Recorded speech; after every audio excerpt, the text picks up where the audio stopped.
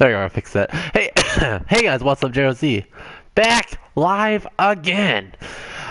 And this week's gonna be all about the wild card playoff games. The Vikings don't have a game this week, so I thought we would just do a simulation of all the other games. So we'll just do one day at a time.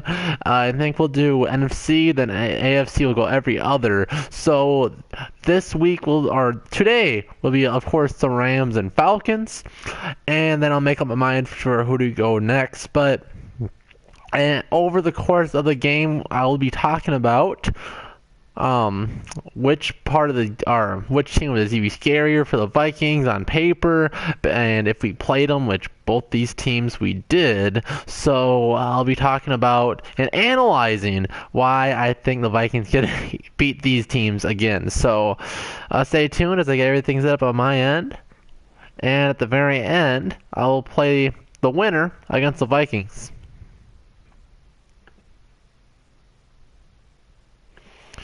And unlike my normal simulations, I will be doing just 10-minute quarters because I don't think we need to watch that much of awful Madden simulation. But let's use it more of a tool.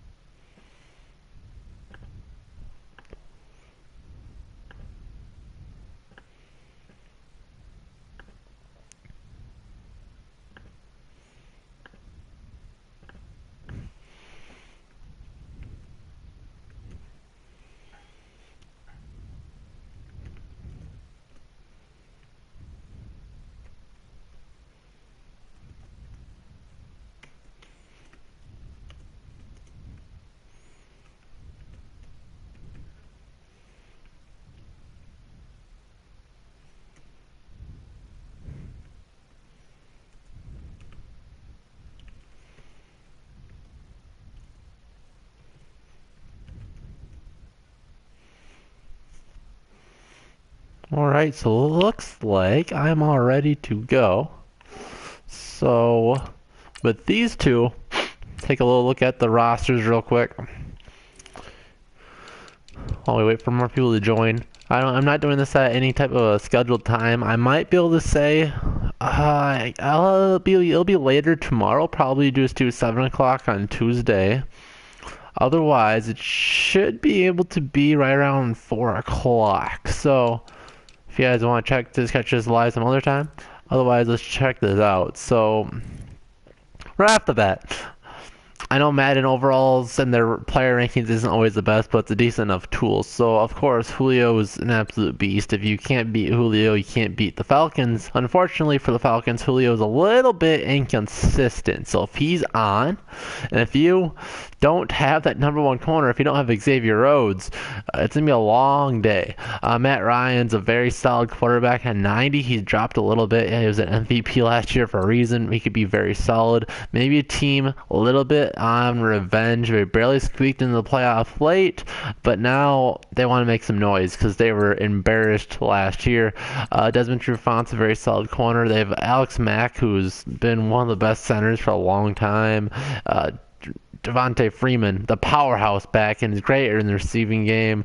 Both the running backs are great at that. As Tevin Coleman's right here. He's a little bit more speedy as Freeman's more power, but they complement each other very well, and just a very good balanced team. The Falcons, if any of you guys remember my Vikings vs. Falcons game preview, the Falcons are an extremely balanced team. If you look at them across the board, 90, 90.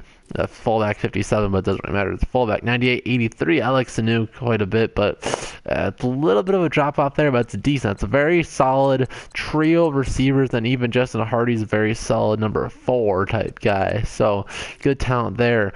Austin Hooper is a little bit inconsistent, but he's still at 82. Then you talk about a very solid enough offensive line. The guards could use a little bit of work. because they let down Alex Mack a little bit, who's a very terrific center, and then their tackles an 80 and then a 78. So it's good enough, but you take that with a grain of salt, because if you look at the Vikings, their offensive line's all over the table. So just take these ratings with a grain of salt. It's Madden. But we can see, according to this, of course, very good depth at their defensive end positions. Their defensive tackle, look at this, it's all solid. It's almost like 80 as a starter across the board. Vic Beasley probably getting shut down a little bit, but look at these. This man's an athletic beast. This is one of the things that Madden's usually pretty solid at, and getting these speed and strength calculations sorted out makes very good. So as you can see, very solid. He's a very explosive linebacker. And look, again, 89. That is huge. That is safety speed. That's actually decently fast safety speed. So these guys are extremely speedy. And 85. So I know, me being a Vikings fan, I know the Vikings speed, or I know the fact that the Vikings linebackers and their whole defense in general is very quick and athletic. But look at the Falcons; they have all kinds of speed on them, and then their corners falls off a little bit after Trufant. If you can beat the Falcons with your number 2 and 3 receiver, if you have tight end, and tight ends won't get too open, and those screens won't work as well because their linebackers have that speed and have that potential to cover well. I don't know exactly if they're great in the coverage game, but they definitely have more than enough ability to do so. So the Falcons are there. Then a little bit of a fall off here at safety. But still, 77 as your only defensive starter that's not 80 is very solid, and Neal's solid at safety. So, talent-wise, a very, very balanced team. Let's swap over to the Rams, who have an MVP caliber running back.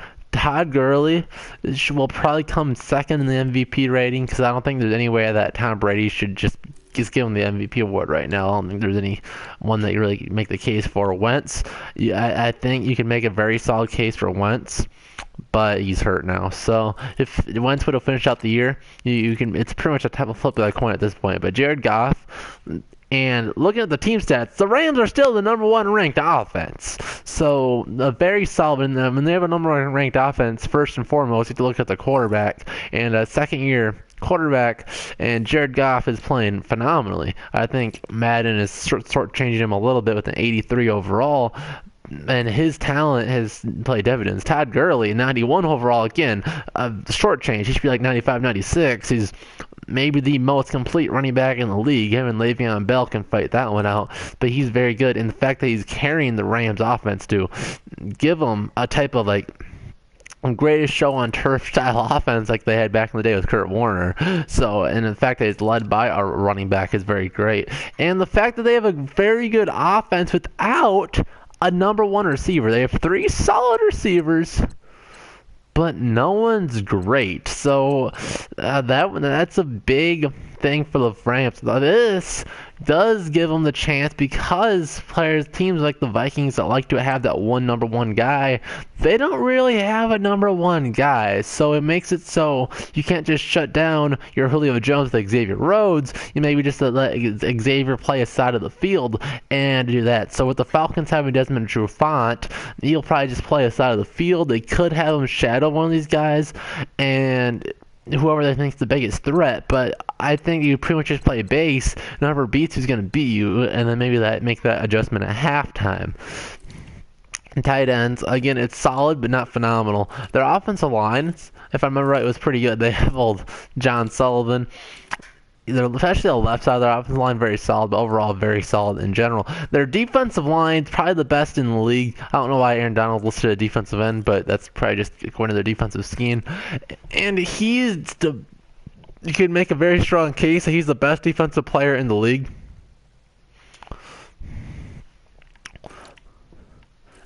And it just, when you have a defensive tackle that's taking control of double teams, cutting through there and getting penetration, it's so devastating to any offense. When you get that interior pressure, and then all of a sudden the guard are on their back, so they just got thrown over by the big old Aaron Donald linebackers who can come in and make plays. And again, a very athletic group, not athletic as the Falcons, but a very athletic group. 83, 86, and 83. So you're talking about anything over 85 is very athletic, and 83 is pretty athletic. As you're looking at 80, 81 is pretty, and that's, once you get that, you're a little bit on the slow side. But look at it, they're all pretty quick, right? And Robert Quinn's, I believe he's more of a situational guy now, because he's really freaking old. What is he? It says only 6 years? How old is he?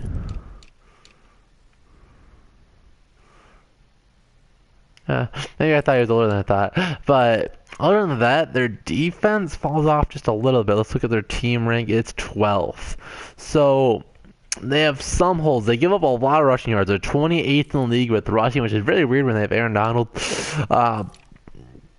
But they have all this talent. So a team that could be very deadly, number one offense, a very solid defense against the Falcons, who are the 15th ranked offense. It's very inconsistent, but the 8th ranked defense. So overall, talking what? 15 plus 8 is 23 divided by 2 is 12.5.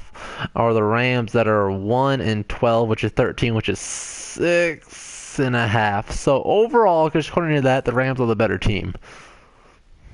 Like total overall team, if you guys see what I did there. But without any further ado, let's get into the simulation. If anybody wants to timestamp this marker, that'd be great. For people that just want to come here for the game. And the game is in LA. Which for the fans, either way, you're having a nice warm game. But in LA and Atlanta. So for those just joining, I'm going to be playing all these playoff games throughout the week. And then the winner of the game, I'll do a little 5-minute or a 7-minute quarter game against the Vikings. I'll only do these 10-minute quarters so it doesn't drag on too long. I just want a short little stream every day of the week to see what Madden says should be the winner, even though the Madden, according to especially the Vikings ones, has been very up and down. But whatever, we'll roll with it. And this is the night game. And, well, let's just say it's sunny outside. Let's say it's nice and sunny.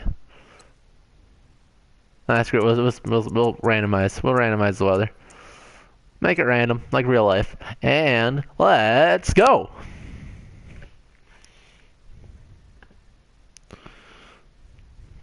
And if anybody's wondering, and nobody in the NFC really scares me, the Panthers probably should because they beat us, but we played awful that game, and they're, at the very least, nobody can argue this. Very questionable calls. Whether or not they're right is up to you, but questionable in the rule calling, whatever. But I think we can handle the Panthers. The Saints have got very hot, but we beat them early in the year, but they're probably the number one team to fear. And then, God, the Eagles are probably in the middle somewhere, even though they are the number one seed. Without Wentz, they have looked somewhat pathetic the last couple weeks. So unless they change a lot going into the playoffs and maybe make a more full-friendly offense for them to run behind, I'm not thinking it'll be very good. But here we got a little light rain going. Los Angeles, California. Coming up, we've got a good matchup on tap between the Atlanta Falcons and the Los Angeles Rams. Fielded about a yard deep. And he's up past the 20 to the 22-yard line. So we can start this baby off with the number one ranked offense in the NFL. Jared Goff, their quarterback, helping lead them to double-digit wins this season. And after last year, Charles, there were whispers. And the Rams probably being the biggest surprise this year, I'd say. Goff is not a bust, and the Rams, they certainly are not a bust. When are we going to learn that with draft picks, you really need 3 full seasons before you make the full assessment. That's kind of where your gauge is. To me, it's 3 full seasons in the NFL before I say one way or the other and start to get definitive about it. Change in coaching staff, change in coaching for him, better personnel around him, starting with the offensive line. There I have it. We got 2 receivers on the field. See what Gott's going to do. Start off with Gurley, the powerhouse running back out of LA. Goes forward for 2 yards. If you're the Atlanta Falcons, this game's all about slowing down Gurley. There's not many people that you can shut down completely. It's maybe the Vikings. But you have to be very confident. When he's at the University of West Virginia, played wide receiver, slot, return kicks. You have to be very confident being able to stop him. And you're looking at your goal. If you can hold Gurley to under 100 yards total scrimmage yards, you have you have to be very confident that you can beat the LA. So you have to make Jared Goff beat you. Look at the power by Gurley. Gain stuff right at the line of scrimmage and powers over for 5 yards. 3rd and 1 situation. Speaking of Todd Gurley, Charles, you and I had a lengthy discussion in the offseason about his sophomore slump. One thing, if you guys are, what do you guys think? Dalvin Cook's ceiling, a lot like, kind of like Todd Gurley, you know, a little undersized running back, has some very good catching ability, and has the burst, but it has power for his size. Dalvin comes back healthy, man. And if we want to talk about Vikings at all, and Gurley trying to get the edge, he makes a man miss and goes forward for the yard. A very smart run by Gurley. The Falcon had the edge, but he just put the brakes on and just went north and south, fell forward over the line to gain, got that first down.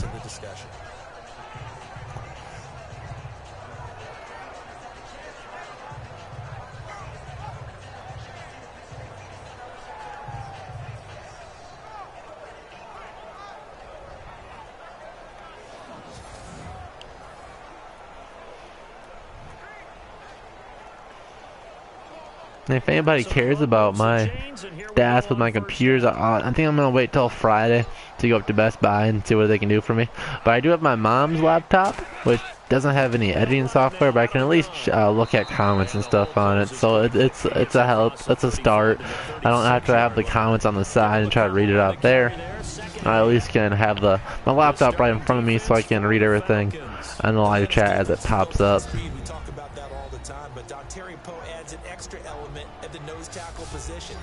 Big enough to overwhelm centers in the run game, also quick enough and fast enough to get past them and guards in the pass game. That's exactly why Atlanta went to get him.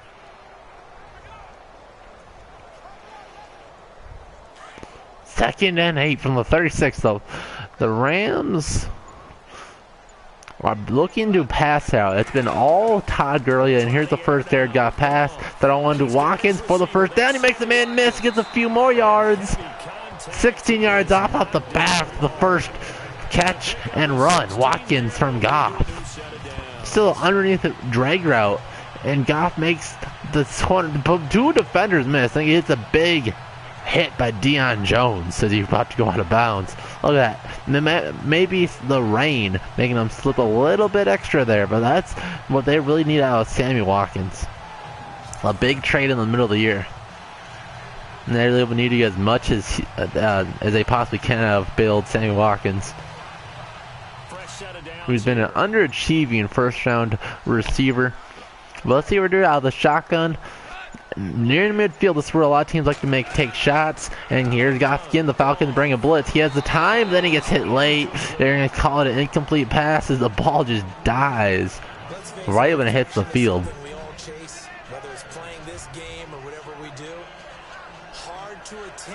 But that's what they were searching for as that pass goes incomplete. Yeah, I think I like the 10-minute quarters, making this game go so much faster. You guys don't just sit through the whole thing.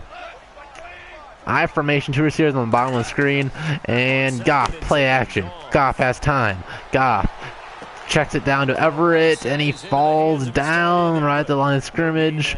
Brings up a 3rd and 10. Yeah, that's just like a Madden thing. If they're near the boundary, instead of keeping the balance and she didn't go upfield, at least fall forward for 3 or 4 yards, you know. They'll act like they're making a sideline catch and then just fall over. It's just stupid. Now 4 receivers in the field, a very big play here. A very decent drive to start off the game. The Falcons blitz everybody. Goff looking right. He throws it deep and overthrew his receiver. I think it's Watkins out of bounds. And set up a punt. Should pin the Falcons very deep to start off their first drive. This is the problem with the Rams not having that legit #1 guy. You know, if they want to talk to Calvin Johnson and get him out of retirement, it could be very deadly. Now, what the hecker with the punt? And it's not very good. It goes out of bounds at the 24-yard line.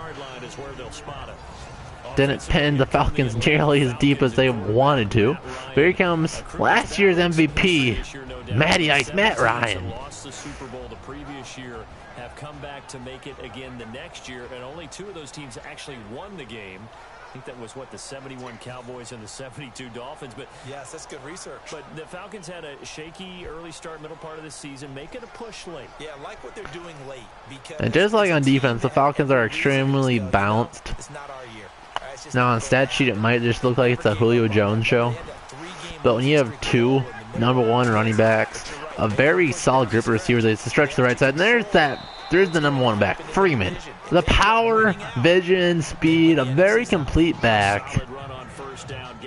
Gaining 7 on first down, sets up those play actions where they can take those shots to Julio Jones, Sanu, Austin Hooper underneath. It's a very potent combo, which is really tough to cover. Now, there's a reason the Falcons are in the wild card game and not on a bye like the Falcons or Eagles, is they really had a big setback earlier this year. It could be a little bit of a Super Bowl hangover. A lot of this due to coaches leaving, which could be a really big thing for the Vikings. They could, I think, a very good chance we lose our offensive coordinator.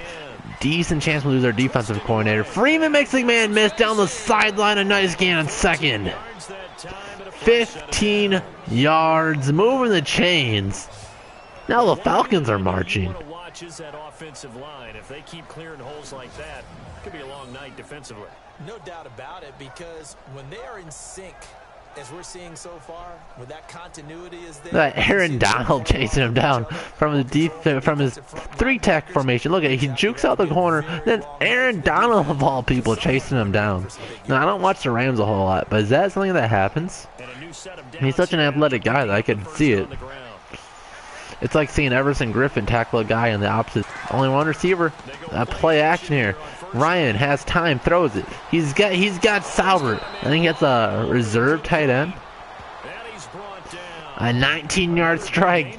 And now the Falcons are on scoring distance. 36-yard line. Matt Bryant's one of the best kickers in the league.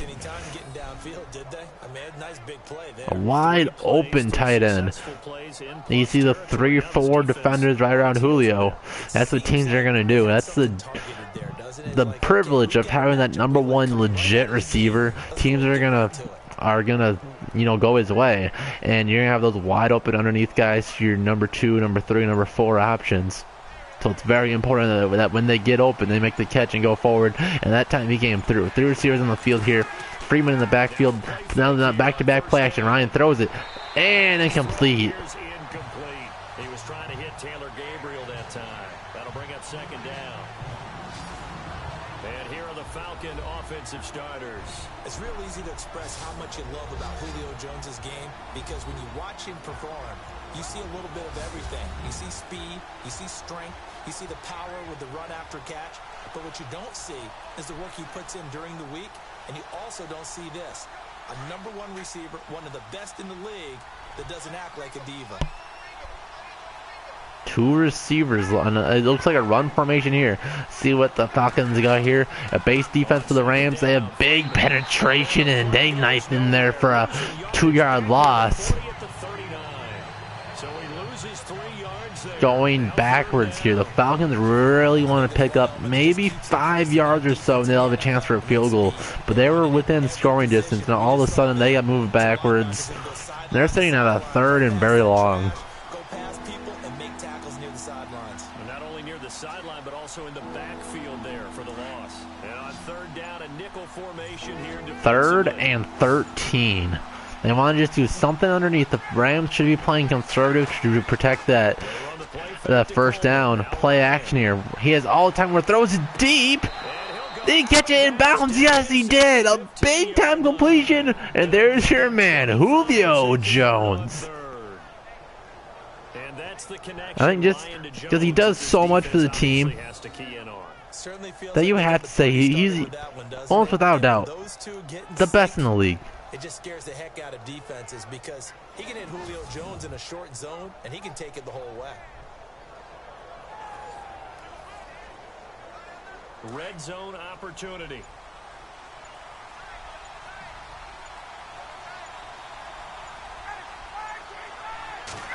Two receivers. Another stretch to the right side. Freeman makes the guy miss, but can't do much more stuff over right the line of scrimmage. No gain on the play there. 2nd down. The defense here for the Rams. Let's take a look at Michael Brocker's defensive tackle. This is a young man who understands leverage. Rarely do I see him bowled over by an offensive lineman. Usually he's the one who's underneath them, moving them, creating space, and getting upfield to make tackles.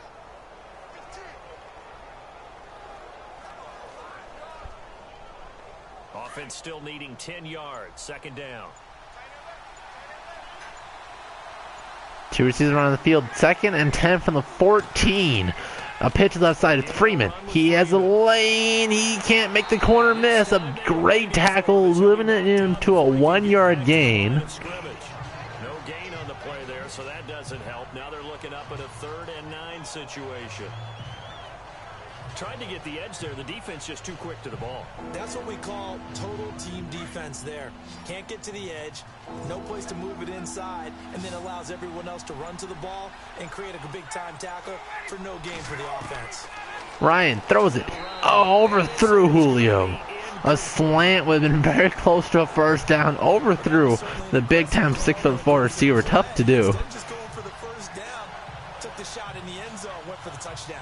And on 3rd down, they said, forget about the sticks. We want 6. So the Falcons have been a big 50-yard drive or so.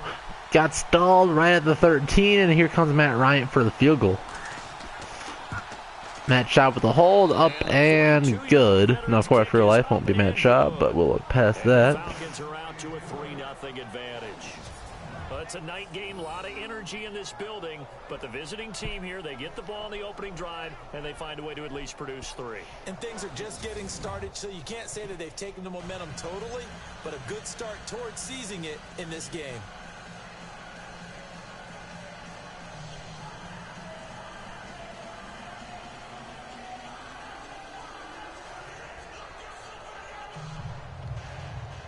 Man, look how god-awful his face looks.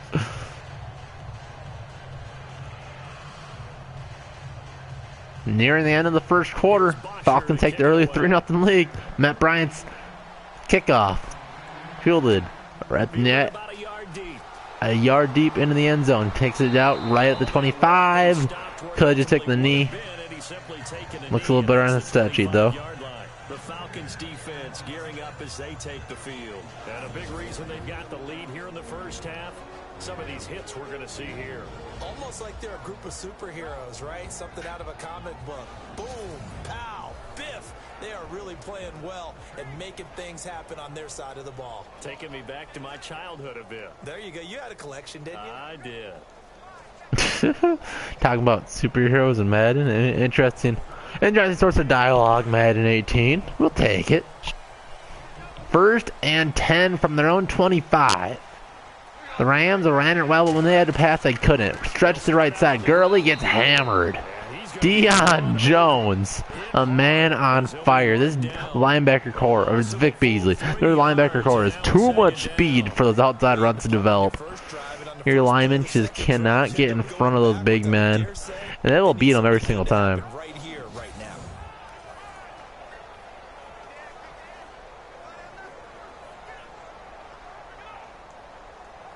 Second down, offense behind the sticks here. Second and 13. Second and 13. They're going to have to pass. Three receivers bunch in the top of the screen, one in the bottom. And this will bring us to the end of our first quarter of play in this wild card weekend, with the Falcons taking a slim 3-0 lead. Time is up on the first quarter. 3-0 is our score. We're back to Southern California right after this. The NFL on EA Sports is fueled by Gatorade, the sports fuel company.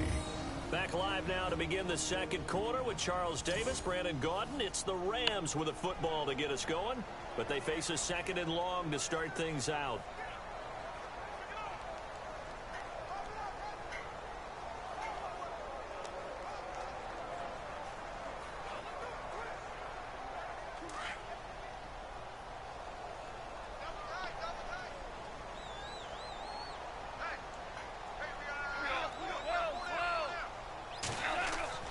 Goff, 7-step drop, looking, throws underneath to Carrier, picks up a couple, gives him some breathing room, picks up 7, brings up a 3rd and 5. It's third down. When you execute a drag or a crossing route really well and give them a chance to let it develop a little bit, you can gain some significant yardage hitting your tight end on that one. And for the Falcons, 5 men in the secondary, now on third.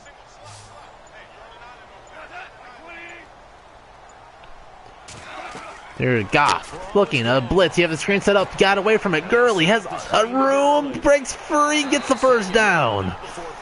Good play by Goff to keep that play alive, and then Gurley to finish it off. Let's give a little credit there. The offensive play caller sensed that the screen pass was available. Whenever you're getting a lot of heavy pressure towards your quarterback, that's when you're thinking about running the screen and using that pressure against the defense. And it worked very well there for a first down.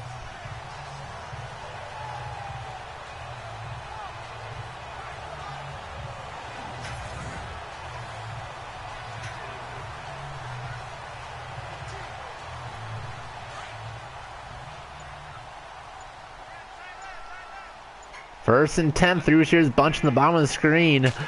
Goff under center, they'll run with Gurley. A nice play up the middle, gets up 3. About the 41. A gain of 3, second down.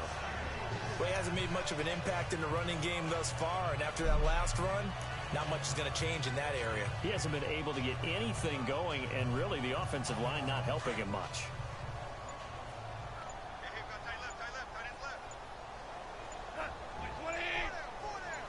Four receivers on the screen. It's Goff time. He has time, throws it underneath. Almost could have been a pick 6. 34 had it in his hands. With nothing but grass in front of him, could have went uncontested to the end zone. Opportunity for an interception. Let's face it, a lot of these defenders, they've got it all. Speed, athleticism, hands, a little bit questionable.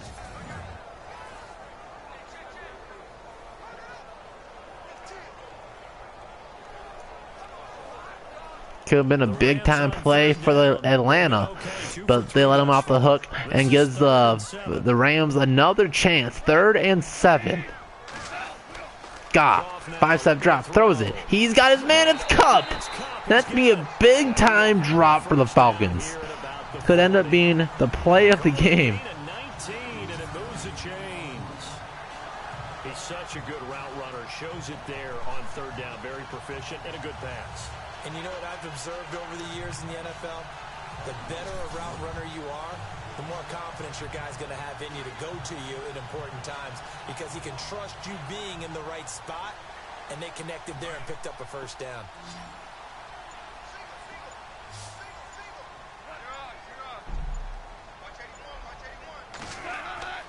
Now a first down throw. Goff, looking. He has time, throws it underneath. He's got Everett, which should be close to a first down. Very, very close. I think they'll give it to him. No, they'll mark it just short, 2nd and inches. So we'll check down to Everett. Here in the second quarter, starting to heat up a little bit. Don't you feel the rhythm starting to happen, right? You see it now, the confidence is starting to rise. I think now's a play caller. Because that has happened, you lean on it a little bit more. You don't go totally away from running the football, but you do say, guess what? We can throw it well with a whole lot of confidence. Goff, he'll run with Gurley. Gurley making some guys miss, and they're within the red zone. 1st and goal from the 18-yard line. Tremendous blocking by the interior of the offensive line. They didn't just gash him there. They blasted a gaping hole for him to gallop through. I think if he comes back to the huddle, he better be giving them a whole lot of credit and thanking them for that much space to rumble.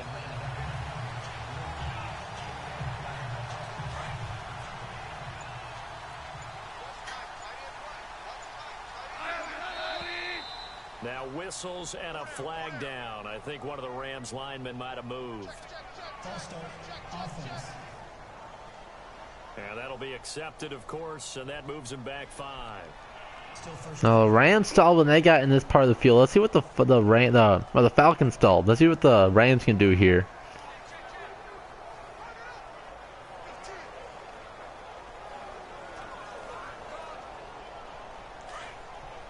First and 15 now after the penalty at the 23. Might be more opportunity for more Todd Gurley. When is it? Not time for Todd Gurley. Throws it. The receiver slipped on that play big time.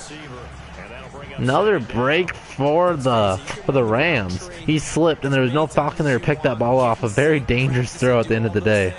But once you get to game speed, it doesn't always time up quite that well. That one goes incomplete.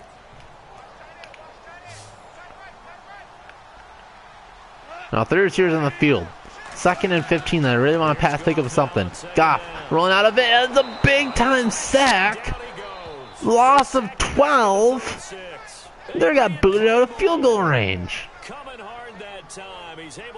Both teams have absolutely butchered their red zone appearances. Behind the chains, as people like to say, when you have obvious passing situations, hard to vary it up and fool a defense. And you hate those situations if you're an O-lineman, right? Oh, without a doubt, because you just know they're coming, and you never know exactly how. They can be exotic in their blitzes, or their athletic ability just takes over. 3rd and 27 here. Very unlikely they pick this up. But the Rams have the best offense in the NFL for a reason. They really just want to pick up 10, 15 yards or so here to get them within a good field goal range. If they can pick up 3 to 5, they're within range. A blitz here. They have Gurley. He has enough for the field goal. He's going to get to the 30, to the 25, to the mark at the 23. Should give the Rams a chance to tie this game up. The screen pass on 3rd down, and for a second it looked like it was all going to come together and they had a chance to pick up a 1st down, but the defense got there and finished it off.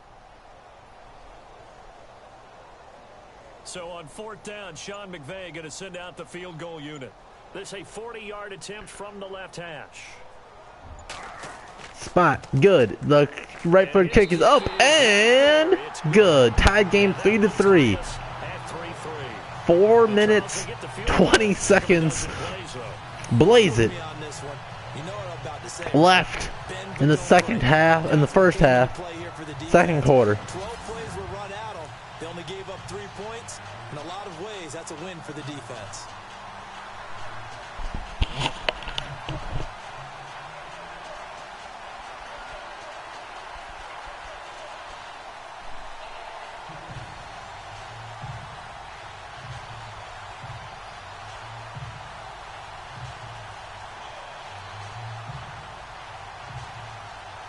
So a tie ball game here as the kicks away. Hardy's going to field it 3 yards deep in the end zone. He's going to get to the 15 to the 20. A bad decision here. Can't you get the 20-yard line? It's hammered at the 19. Now the Falcons have to deal with this. A poor field position. And a tied game. A poor decision in the playoffs. That's the type of things that can cost you a ball game. Scoring a touchdown. We'll see if they can do better now. I'm with you on that one. Let's just go ahead and be frank about the whole thing. The only one happy about the 3-point kicker. Exactly. He put it through the post. That's going to help him at contract time. But that offense, they're thinking, let's get in the end zone this time. I don't know if that helped him at contract time. You could have kicked that one through. I don't know about that. Toe bash. I don't know about that. Super toe.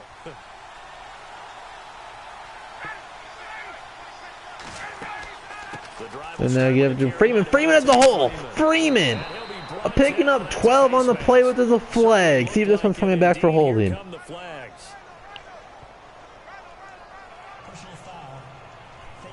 Gonna give him a face mask here. We'll give him an extra 15.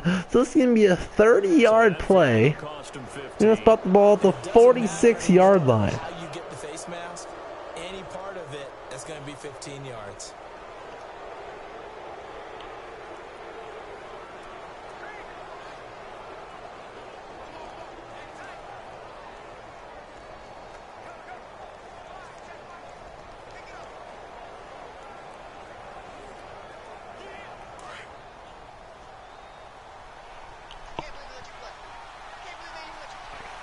Three receivers on the field. Hooper line just wide of the line of scrimmage, and Matt Ryan give it to Freeman again, stretch the right side, and Aaron Donald says no to that. Lots of a yard there. Man, the power, the speed, the complete package out of Aaron Donald made him be able to make this play. From a defensive, from the interior defense position, three techniques. Going outside, tackle one of the better running backs in the league. You gotta block them. You gotta at least try to get a body in front of them, or it's gonna be a long day for your offense.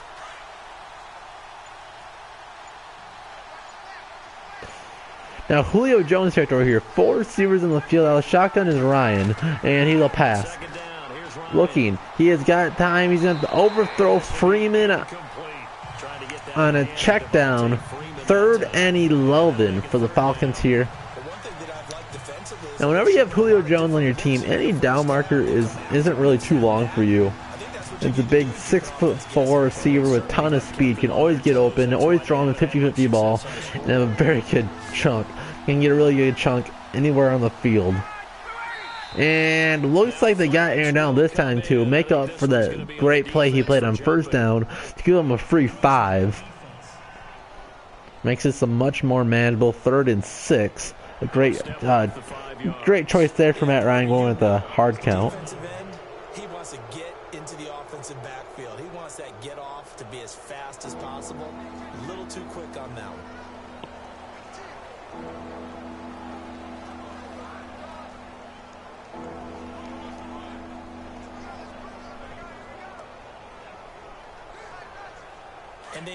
Now a much more manageable 3rd and 6 coming up here. 4 receivers on the field. They'll get their running back on the backfield as well. An empty backfield for Ryan. Ryan looking, throws it deep. He's got Sanu.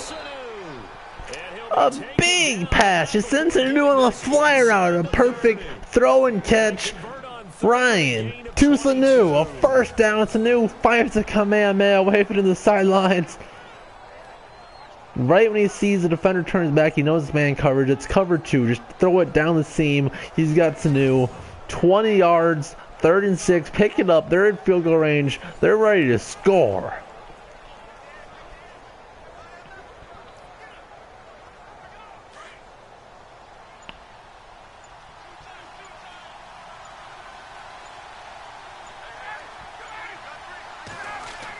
Ryan hands off to Freeman. Freeman doesn't get much. They'll give him 2 yards here. 2 yards on the pickup there. It'll be 2nd and 8. Well, if the coaching staff's doing a good job upstairs, they'll file away what they just saw from the defense right there. They sold out to stop that running play. I'd say keep that in mind. They want to try that again. Go play action, hit them over the top. 2 minutes. And this will bring us to the 2-minute warning. We're back to the City of Angels after this timeout.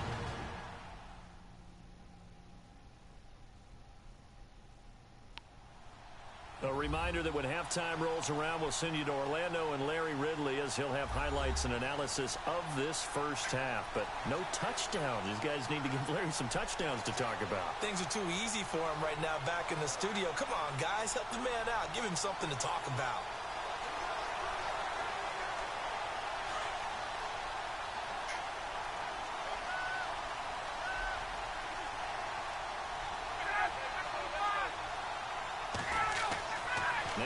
Ryan throws underneath. He's got Gabriel, but gets hit immediately. Gain of 4. That is what you call a hit stick.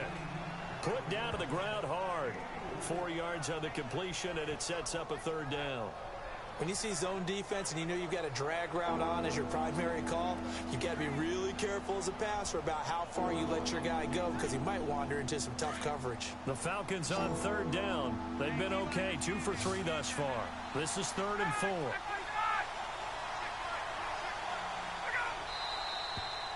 And it looks like when the Falcons jump, should move them back 5 yards. That's going to set them back 5 yards. Bringing up a 3rd and 9 here. Now they really don't want to take a sack here. They're within Matt Bryant's field goal range. 1:30 left. They really want this touchdown. I think they have to settle for it. If nothing's there, get the ball in Matt Ryan's hands quickly. I would not expect a 7-yard drop here. Maybe a short slant, a curl, maybe just a fly route to Julio. Give him a chance. But nothing too dangerous. But Ryan's holding on the ball a little bit too long. Throws it across his body. And incomplete. Looks like Ryan could have ran, at least picked up a couple. But opted to throw the ball out of bounds.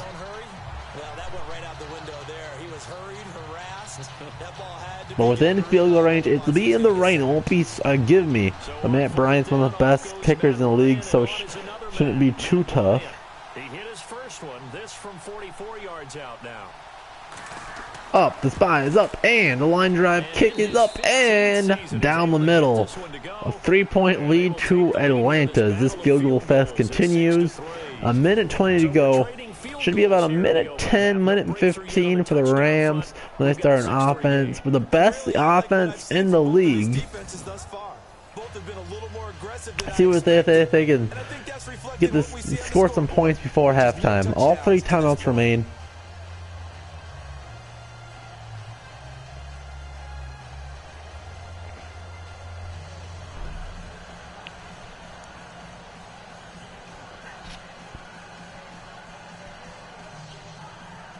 Here's Bosher to kick it away. This one fielded at the 5.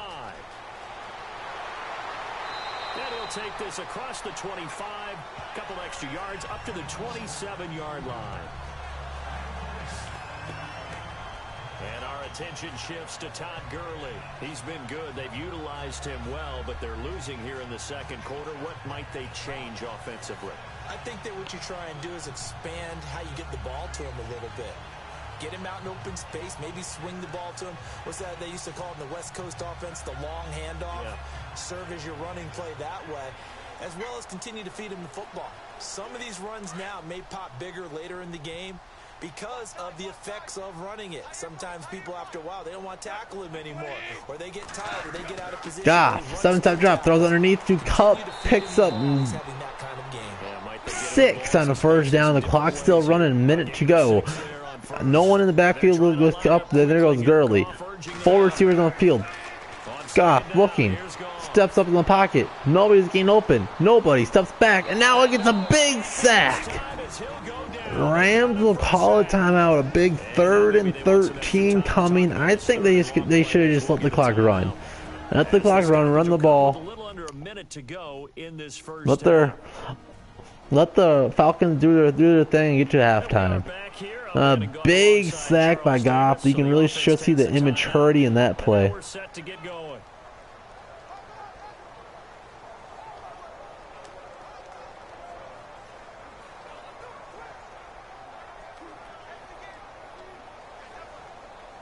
So Goff, he'll try to refocus after the sack. The Rams now set up with a tough one, a 3rd and long. And they'll stretch the right side. Gurley. It's a fumble. The Falcons recovered. There goes Claiborne. They have the ball at the 18. Gurley. A prime candidate for the MVP. Yeah, big hit by 2 Falcons. Collided on him. The rain makes everything slipperier. He trying to spin away and it popped out with his knee down. Looks like they're going to call it a fumble. The Falcons can toss it up to Julio and get a 7-point or 13-point lead. 50 seconds, 3 timeouts. They're at the 18, plenty of time.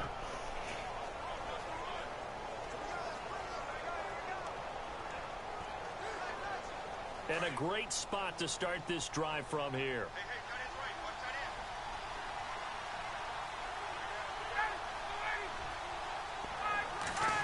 Ryan, four receivers, looking, throws it.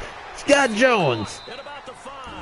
Gain of 15. They'll call a timeout. I think they should have just let the clock run. 44 seconds. They have all 3 timeouts. They didn't need to waste that.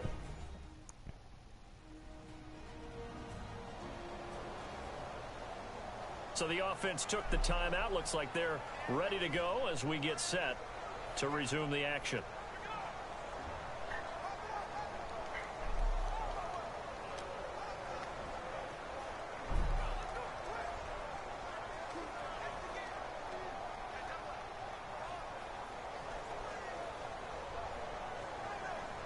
First and goal from the 5.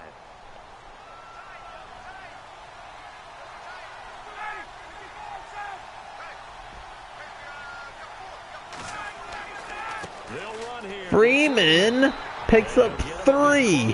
The Falcons will call yet another timeout. I really don't like this clock management here. You have plenty of time. You could have called 2 plays in the huddle and taken 10 seconds more off the clock, just letting it run. But they choose to call timeout, leaving 41 seconds still on the clock. The Rams still have 2 timeouts. If you score here, they'll give them about 35 seconds or so to work with 2 timeouts to get about 40 or 50 yards, try to kick that field goal. That's the #1 offense in the league. You think you want to keep them off the field as much as possible. Probably garbage Madden stuff, but pretend this is real life.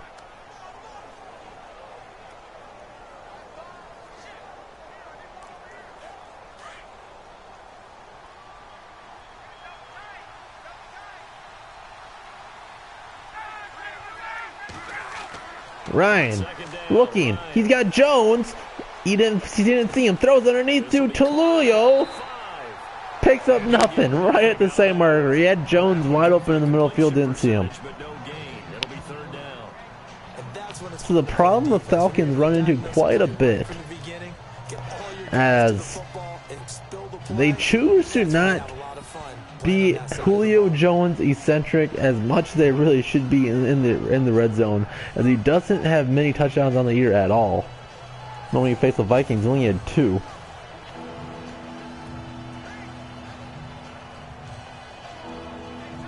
Definitely be a disappointment to come out of this starting position with just 3 points. They need to try to dial something up now. 3rd and 10.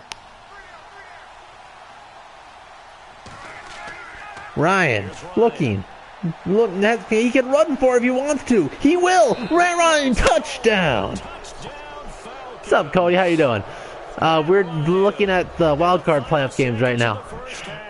And if you're wondering, I don't think any of the teams in the NFC have a chance. Have on paper a good chance for Minnesota.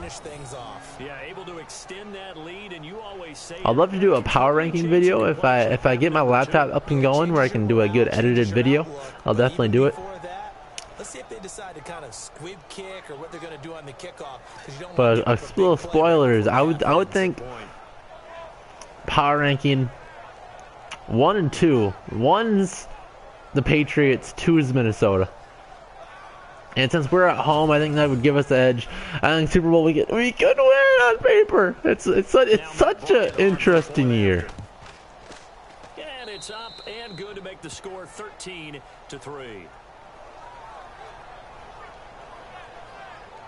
A drive there of just 4 plays. But I'm just doing these 10-minute quarters to get these this simulation up and over with as quickly as possible, and I'll play the Vikings myself in like a 7-minute quarters game and beat the winner. So it should be fun.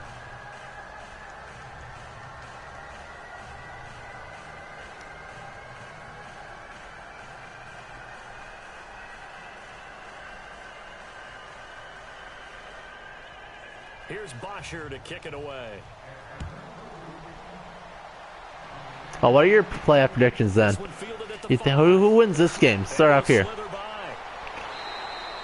I think the Falcons might have a vendetta. I think on paper the Rams should win because they're a very solid team, but I think the Falcons are so inconsistent, right? You don't really know what Falcons are going to get. You can get the 200-yard Julio Jones Falcons or the 30-yard Julio Jones, and pretty much just relying on the running game. But I'm going to say just because Jared Goff's inexperienced, I'm going to give the Falcons the edge in this game, even though the regular season the Rams were a better team. Rams? Bryce, do you think the Lions will win the Super Bowl this year?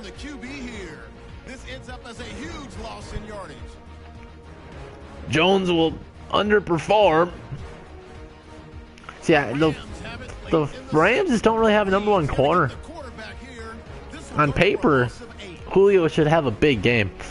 I mean, it comes down to how the Falcons can block Aaron Donald, so Ryan can have enough time to throw it to Julio.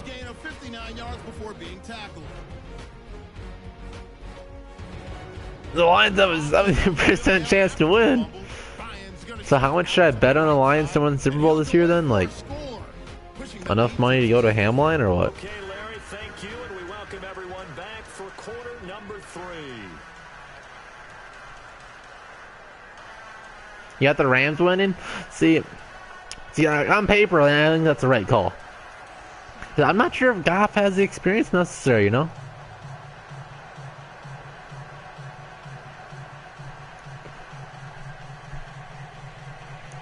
If you don't know how good Goff's going to be, is he going to crack under pressure or what?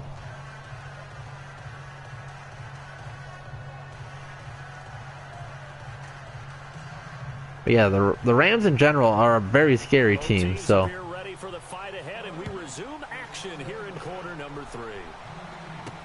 Andre Roberts now to return it. So let's look at the other teams. He'll make it across the 20. So if you want to just do playoff predictions, let's look at this. Pull up my NFL app. I don't know how. The Tennessee versus Kansas City.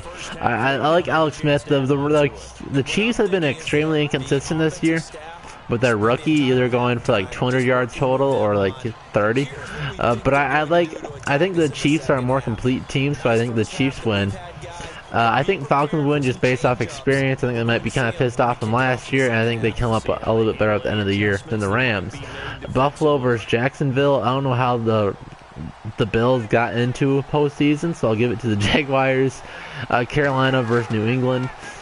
I think the Saints will win, even though I really hate the Saints. And there's a big run, but Freeman fumbles 2 times in a row. Back-to-back runs. This one was recovered by Austin Hooper.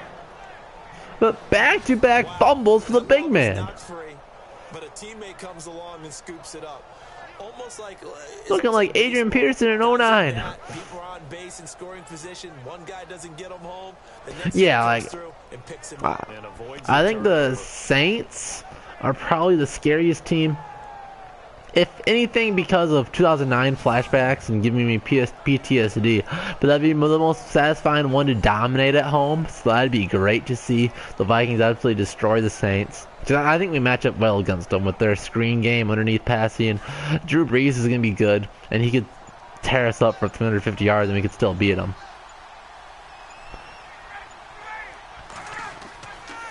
The Rams blitz, and Ryan walks right into it. The Rams, a beautiful play call there, right off the edges. Joyner, a nickel blitz, and Ryan bootlegs straight into that one. He did not see that one coming. Turned his back for the play action, and the Ram was already there. Yeah, you're exactly right about the gamble, because oftentimes the free safety is the last line of defense against a long pass. And when he comes at the quarterback, he better get home and make the play. Otherwise, a big play could result for the offense.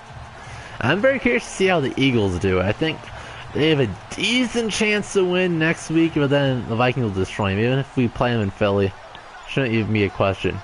Be a very cool though. Whether it's Case Keenum playing, which is the most likely thing, or if the Vikings pull the trigger and say Bradford should be the starting guy. I mean, you can make the case. If Bradford is 100%, be a very interesting case. I think just because what Keenum has done, you go with Keenum. But I mean, Bradford was the best quarterback week 1, and if that's the quarterback that we have that we can throw out there, and that doesn't have a leg, Bradford, that we saw against the Bears, And he got hit when he throws it. He throws it coming for little to no gain. And the Falcons will punt. That drive just went backwards. And didn't we have a discussion with their staff about wanting to get the backs more involved in the passing game? Huge emphasis for this game, but obviously the defense had other plans and really made a nice play.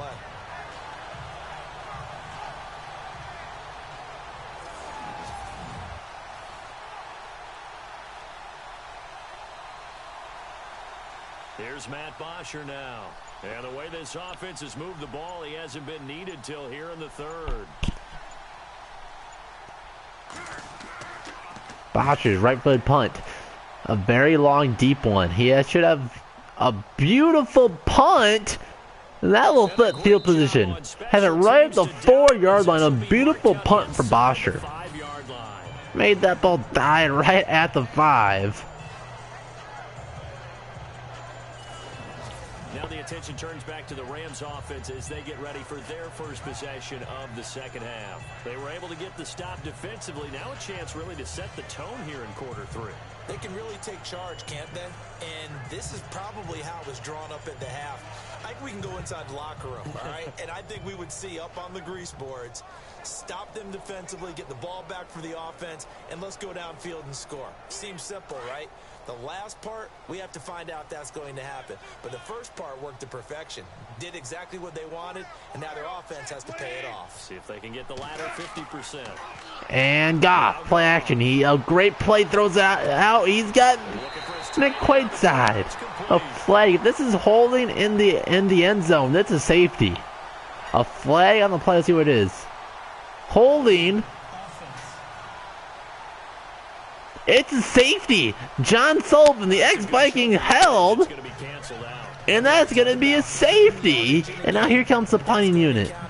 Because now it doesn't go on the books, but now they have to make that up again, don't they?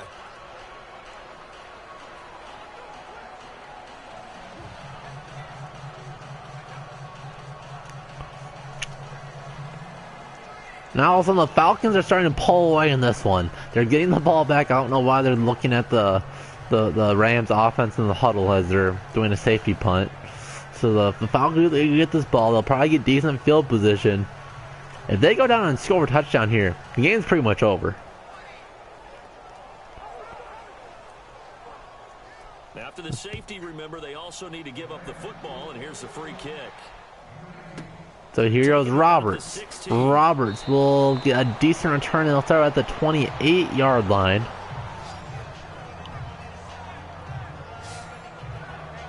So out come the Falcons now. They got the lead. Last time had to punt it, though. What's the key to this drive? I think it's leverage.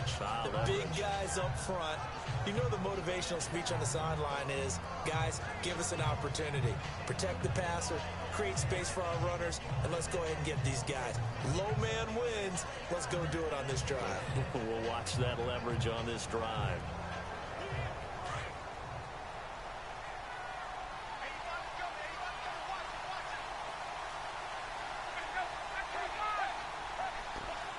Falcons. Play action here. Ryan has all the time in the world. Throws it deep. He couldn't quite hold it. Dropped. Ball pops out, incomplete.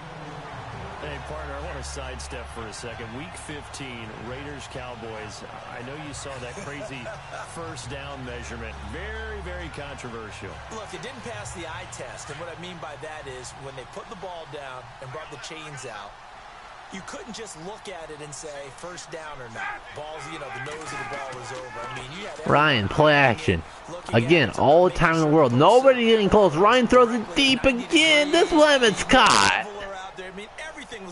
To Hooper. And finally, Gene Steratore, the referee, pulls an index card out of his back pocket to slide it between the football and the marker and signals first down. Now, we haven't seen that since, what, Bill Vinovich? Yeah. Was that 2013? 2013. It's not an everyday occurrence, but you do what you have to do to get the job done. So, anyone wants to put a computer chip into football? It's a great time to bring that idea back. I think Jack Del Rio might want to put a chip in the football. No doubt.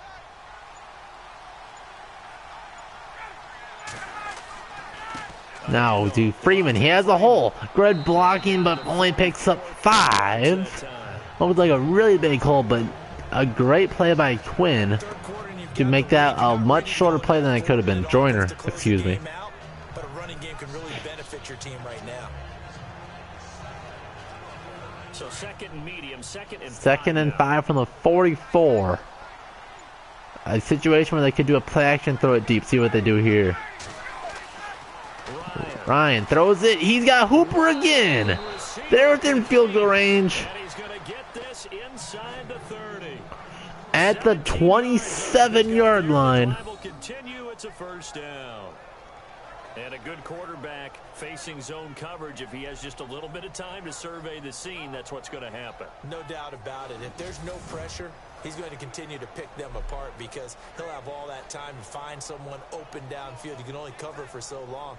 So maybe they want to go to a zone blitz scheme, get a little bit more pressure. Remember when Carolina did that against Denver? They lost the game ultimately. They dropped the defensive end out, and he ended up with an interception in that game.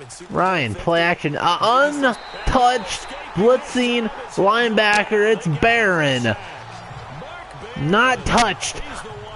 On his way for a sack on Matt Ryan. Every single time these offensive have got into the red zone, you can see a sack coming.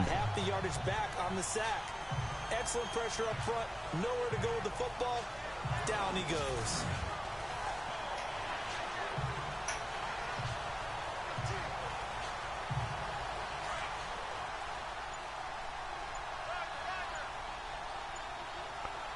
The receivers on the field, 2nd and 19. They really want to pick up a chunk here to make it manageable. The Rams blitz. He has Gabriel. Picks up 7 here.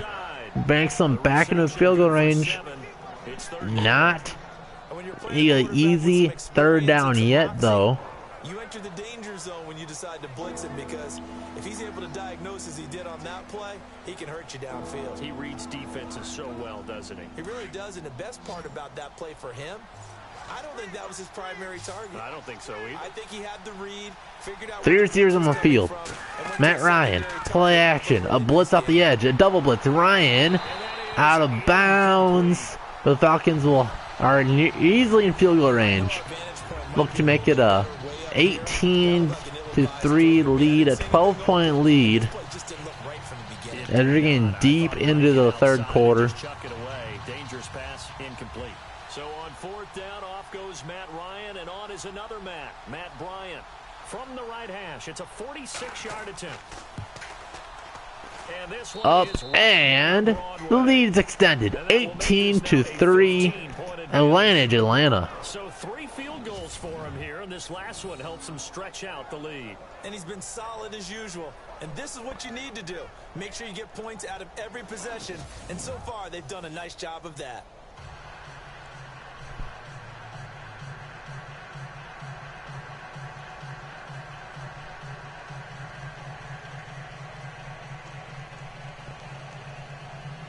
See, the Rams, again, statistically the best offense in the NFL. A 15-point lead should be about nothing for them. Goff was an MVP candidate almost all year long. Gurley, another prime MVP candidate, could easily be the NFC Offensive Player of the Year. Past the 20 to the 23-yard line. The Rams offense now making their way out to take over. And last time they surrendered the safety, we know they don't want to do that again. That is just one of those oddities in scoring that we get. And it's just so strange to see that go up on the board. And then you got to make sure that that doesn't happen to your team again. They've got to take care of the ball. But boy, it juices up the defense. Oh, without a doubt. That's a great way to score some points.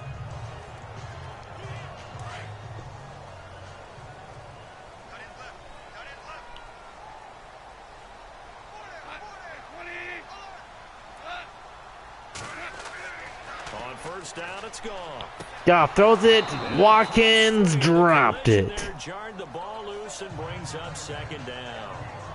Hey, in the spirit of the holidays, let's have some fun. You sent out something on social media last week I thought was great. You asked if Santa Claus was in the NFL, what position would he be playing? Well, we got some great responses too on that one. What was the theme? A lot of people have looked at him as a defender, zero technique, which would be a nose guard, right, because of his bulk. Some people thought he'd be a great 3-2. 4 receivers on the field. Goff throws it to Cup.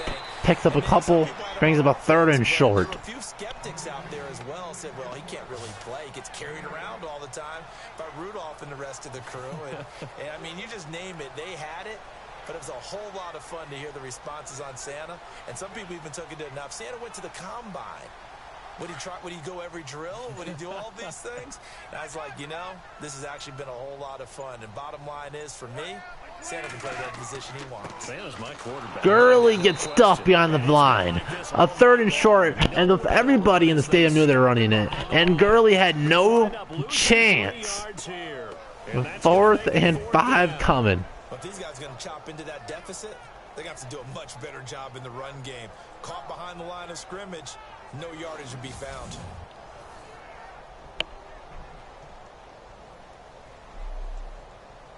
Here's Johnny Hacker now, as he'll kick it away for the 2nd time.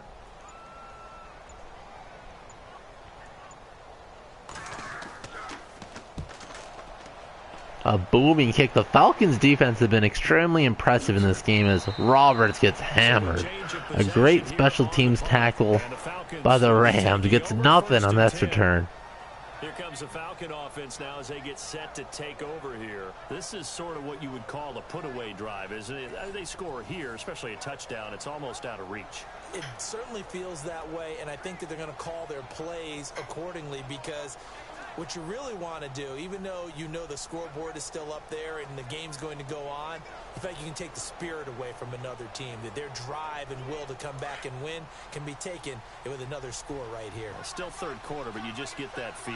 Yeah, the Tours here on the top of the screen. The Falcons can start worrying about getting this clock melted. And run to the right side with Freeman. He has some blockers in front of him. Gets forward, fighting forward. Picks up 7 on 1st down. A very hard-fought run on 1st down. Well, no matter how they phrase it, staying on schedule, staying ahead of the sticks, whatever you want to call it, 7 yards on 1st down, that fits the bill.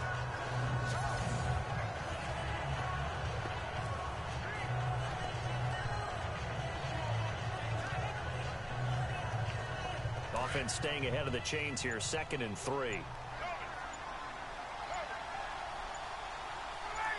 2nd and 3, 2 receivers on the bottom of the screen. Freeman in the backfield, and there goes Freeman again. A big hit. They're trying to give Freeman his 3rd fumble of the day. He held out on that one. It was a big hit by Barron, who's been all over the field for the Rams. It's hard to get back to it because once guys get out of that mentality of firing out and hitting people, hard to get them started again occasionally. The Falcons on 3rd down, 3 for 7 so far in this game. They need a heavy formation. They've been loving play action out of this. See what they do here. They give it to Freeman. He gets the 1st down, and that should bring us to the 4th quarter. Only get 2 there, but on 3rd and 1, that's all they needed to keep the drive going. I like his focus there because he wasn't thinking about breaking that one big. All he thought about was, I need 1. Let's go get that. Ended up picking up 2.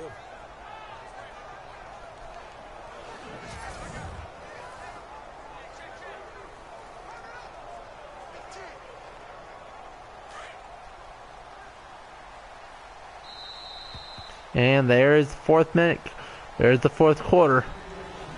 And as they come to the line, they will not be able to get off another play as time has run out on this 3rd quarter. We'll return with more after this break. You're watching the NFL on EA Sports. Back now in Los Angeles. It's the Falcons. They've got the 10 minutes left. This wild card weekend game is well under the way. The Rams have laid an egg.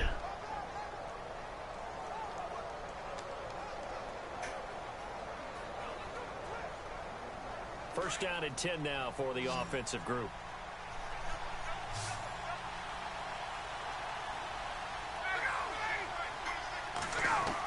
Ryan, play action. Looking, throws it deep. He's got Hooper.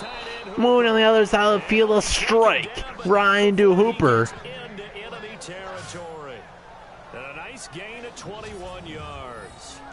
Still throwing the football here, even with the big lead. Yeah, I know you and I came up in a different era, and we think about sportsmanship and all that.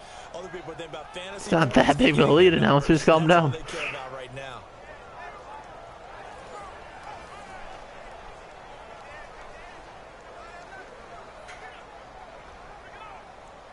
And now a first down following that long gain.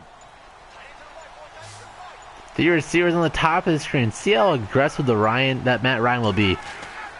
It's a 3-step drop. Looking. Throws it. Intercepted. This time it goes against him to Ogletree. Throw it right to him. Now the Rams. That could be the momentum they needed. Matty Ice screwing over another playoff game.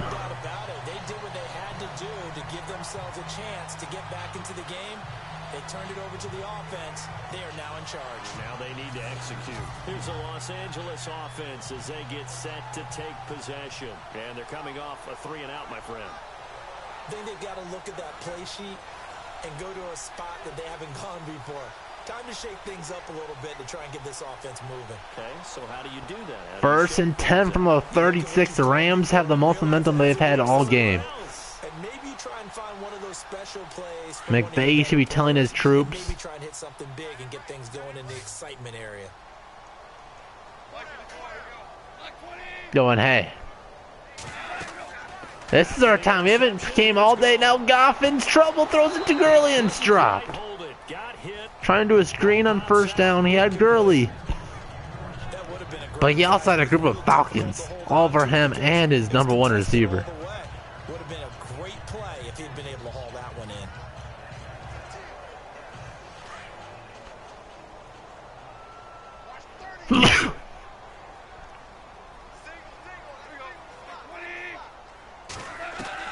Goff throws underneath. He's got Watkins. It's a fumble. And now the Falcons have the ball back. The Rams had their chance. But Watkins fumbled. See if they'll challenge it. Oh, it's a clear catch and a clear fumble. The rain being a big key in this game. Tried to spin away from a horde of Falcons. No, they get the ball back. Both quarterbacks have definitely underperformed in this one. Keep in mind, only 10-minute quarters. So you could give their stats about 30% buff on the stat sheet. Because once they threw the interception and finished off the drive, that does them no good to go back and say, well, you know, we had a good one going. Finish things off. That's the only way you can get it done. Trying to stay aggressive, looks like. 4 receivers on the field. Hooper in motion. Run to the left side. No, play action. Hooper. Underneath they have him. Hooper going forward, picking up 4 on first down. Nice play on first down. You're expecting the Falcons to run the ball. Up by 2 scores. Under 10 minutes to go in the fourth quarter. The Rams are no slouch on offense. But the Falcons have got to be scared to death of the possibility of having another Super Bowl-like performance. They have a screen to Sanu. Sanu has blocking in front of him, and he gets the first down, but he goes out of bounds. Well, probably the only thing he did wrong there was go out of bounds, nursing this fourth quarter lead. You want to stay in, eat the clock. Yeah, you got to love the effort, the catch, the extra yardage, but you've got to know the situation. Stay in bounds, young man. The veteran number 2 receiver for the Falcons. Maybe a bit of a mental error now. It's definitely not the end of the game. But still would really have liked him to stay in bounds there. See if that will cost the Falcons.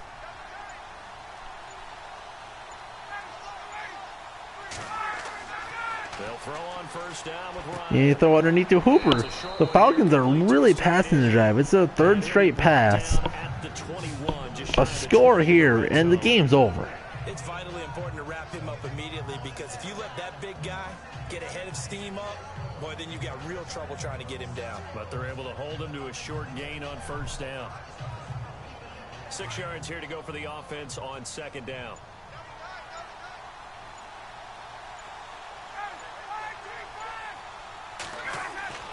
To throw again. Matt Ryan looking underneath. He's got Jones. And he's going to pick up the first down. More clock went off the clock. More time went off the clock. Phrase we said a lot last year. Ryan to Jones for a Falcon first down. Well, this is how you shake the thoughts of that interception on the last drive. You come out and start this one 4 for 4. Now look at Ryan trying to ice this game. A guy I played with way back when who told me, I don't care if I throw 10 interceptions in a row. I'm going to stay confident, keep flinging it. I just figured there's something wrong with the football. So the offense lining up 1st and 10. 3 receivers on the field. See if they opt to a run here. They do. It's Freeman running up the gut, gets about nowhere, runs into a big Westbrooks on that one. Just a yard on the first down carry, so it's 2nd and 9. And in this situation with a lead 4th quarter, they're liking keeping the ball on the ground, I'm sure. That's just smart football, but you know the defense has to know it as well. They've got to stop them here. So now we're going to see that loading the box in a big way. 6, 7, 2 receivers on the field. Ryan gives it to Freeman. Freeman has blockers. Touchdown Atlanta. This game is over. Devontae Freeman, a 13-yard touchdown run. And the Falcons will extend their lead. And on his way to the end zone, shedding the tackle, he would not be denied. That's what's called finishing the Great blocking by Atlanta. You have to get Aaron Donald out of the equation, and they did. Freeman made up for those fumbles. LA just didn't show up in this wild card Sunday. And to extend the lead to 22 points. Less than 6 minutes to go. A drive that time of 6 plays. And it ends in a touchdown run from Devontae Freeman.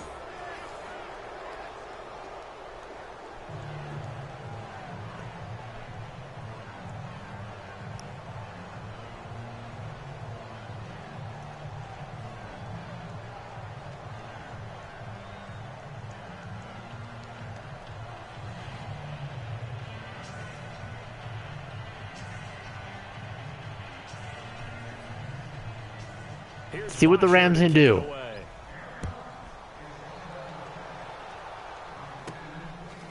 Cooper gets it from the 7 and gets tackled right there. At the 25-yard line. The Rams is trying to get for pride. See if they can come up late. That's sort of been symptomatic of their struggles here in this one. Big word. I like it, though, because you're exactly right. Like that, don't you? All game long, they've struggled moving the ball, turning it over on the last possession. Is that word again, symptomatic? Yeah. I like that. Your analysis, symptomatic of the success of this broadcast. What I like is that you gave me the word, and I just kept using it.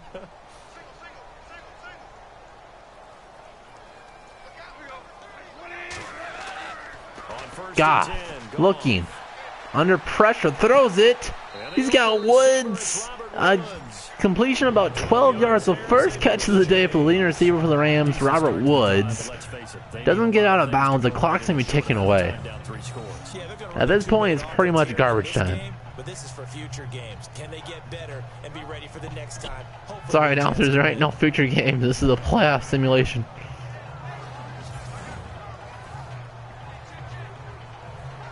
I should let you guys in on that secret. Offense comes to the line now, 1st and 10.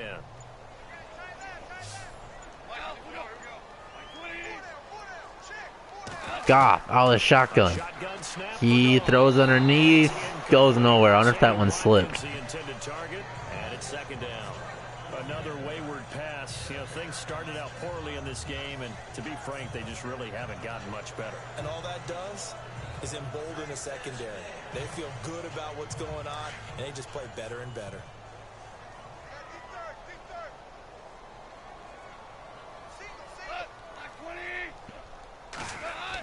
Goff, 7-step drop, throws it, intercepted.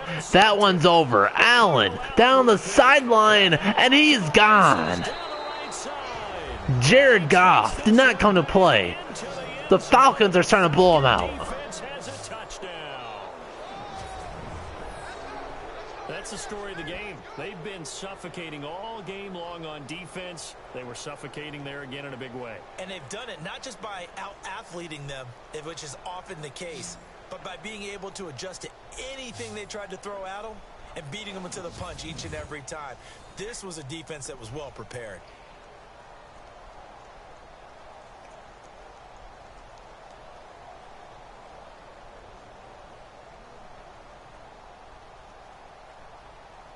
Bryant now to tack on the extra point.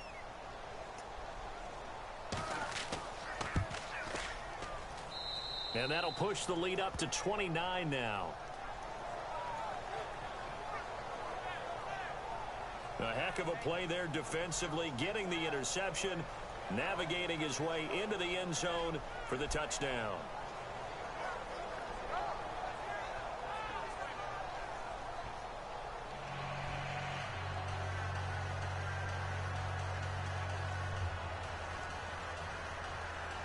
Knew the Rams would pull through.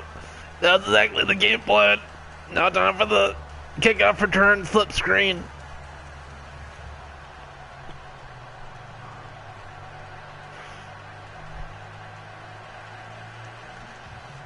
And really too bad that they couldn't just keep the ball and then just knock the clock out. Now we still have 4 minutes, 40 seconds to go.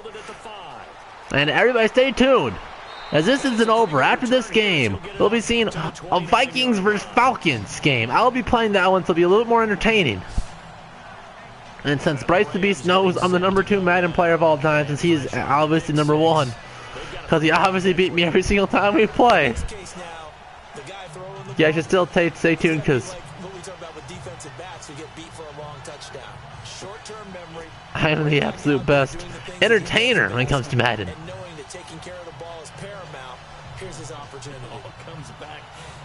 If I can make this god-awful simulation somewhat entertaining, then you have no idea what I can do when I'm actually playing. Goff looking, sees nobody. A big sack here. The Falcons will be big. He gets to Cup, stays in bounds. I'm just looking at what would be good for me to get out of this awful game, as the Rams look god-awful.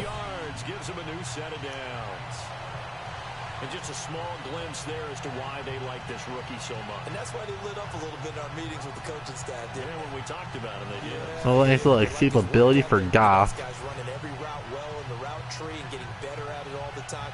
Really honing his game. They expect a pretty good jump out of him as things continue to move on.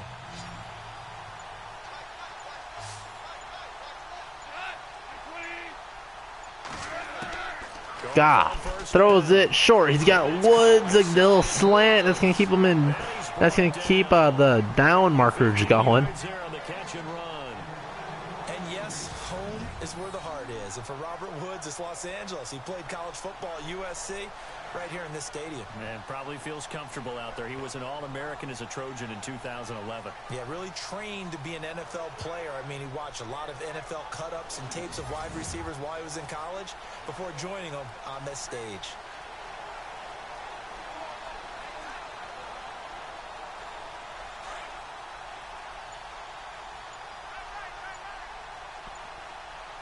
Clock's ticking.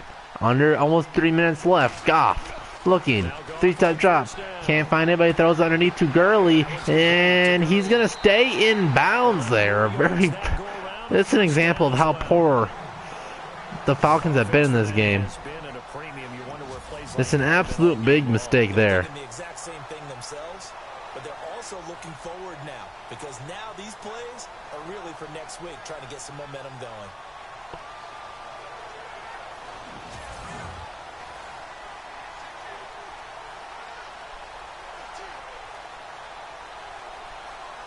So here we go, 1st and 10 now. Almost a 2-minute warning. 2 receivers on the field for the Rams. They really need to throw it deep. If you have any chance, and you have a quick strike, a 3-man blitz for the Falcons. He has all day, and almost another interception. There jarred the ball loose and brings up 2nd down. It's a lot of contact going on there, and in the end, unable to keep 2 hands on the football and bring it into his body. Everything looked pretty good until the finish.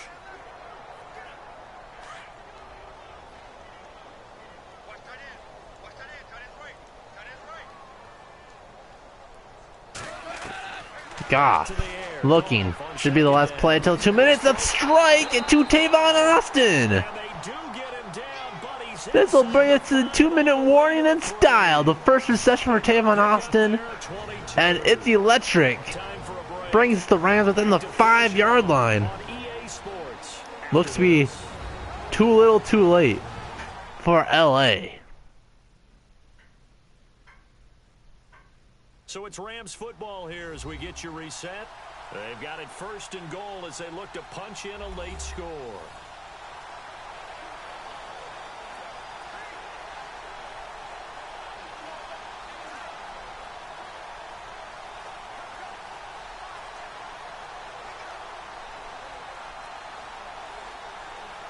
So after that big gain, let's see what else the offense has up its sleeve. One receiver right is Watkins. A score here, an onside kick. Maybe a miracle can happen. And he gets the touchdown to Watkins. Picking up the late touchdown here, but still down big. A touchdown here makes it down to a 3-score game. A little light of hope for LA. The Falcons are known for the biggest collapse in playoff history. Can they possibly do it 2 times in a row? Up, and we're down to a 22-point advantage, Atlanta. So the drive there took 6 plays, and the result for the Rams, a touchdown. Unfortunately, it took a lot of time off the clock. They need to get this onside kick, or the Falcons will have to run to get this first down, and the game's over. Rams have all 3 timeouts, 1:57 to go.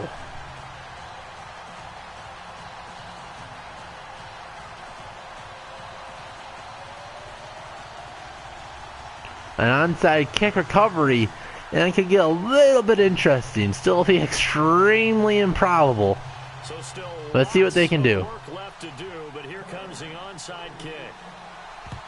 The onside kick is straight to the Mohamed Sanu, and this one's over. The football back. Unfortunately, they couldn't get it. And I know we brought analytics into the game, and someone has said here that the data says that when a team's expecting an onside kick, 80% of the time, the team expecting it, they do actually. Too easy, Rams OP. An obvious dominating performance for the Rams. A beautiful onside.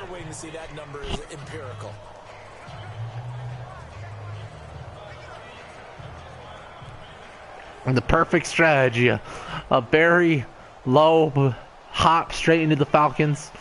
And now they need 1 first down. Even if they don't get it, it'll burn all 3 timeouts for LA. Freeman has fumbled in this game, so there is a little bit of hope still. A good game as far as numbers for Freeman, but the 2 fumbles will really make him think next week. Now I believe the Falcons would be going to Philly if they win this game. But LA would probably go to Minnesota. And there goes Freeman, a giant hole. Atlanta pancaking the entire LA line. He stays in bounds. This game is over. Bryce Roethlisberger, I believe the Rams comeback is about done. Burst seems just as good here in the 4th as it was way back in the 1st, doesn't it? I do believe someone put a lot of time in the offseason and I think they had their chance, but believe it or not, I actually don't see how they can do it at this point.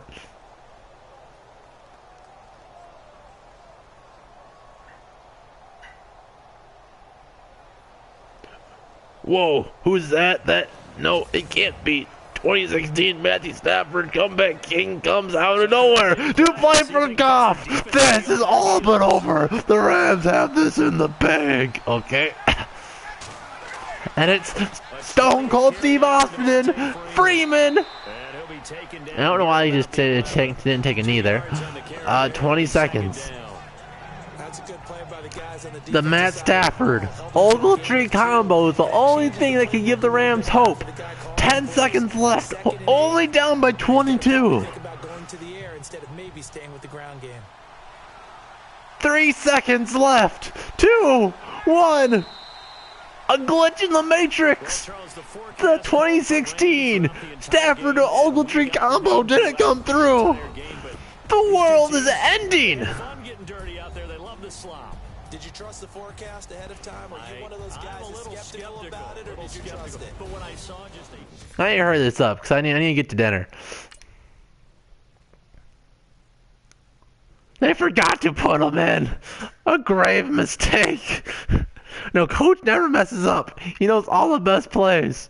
All right. No, I was going to go to my Vikings roster. The Vikings are at 91 now. So now we play the Falcons at home. We're just we'll just do 5-minute quarters. I need to get going.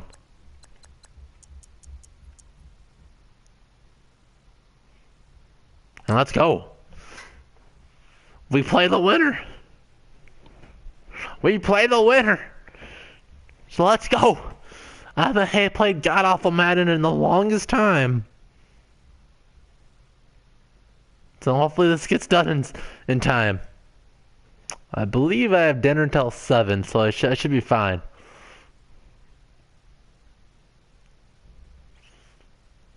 Same mistakes. 2 in 1 stream, could you believe it?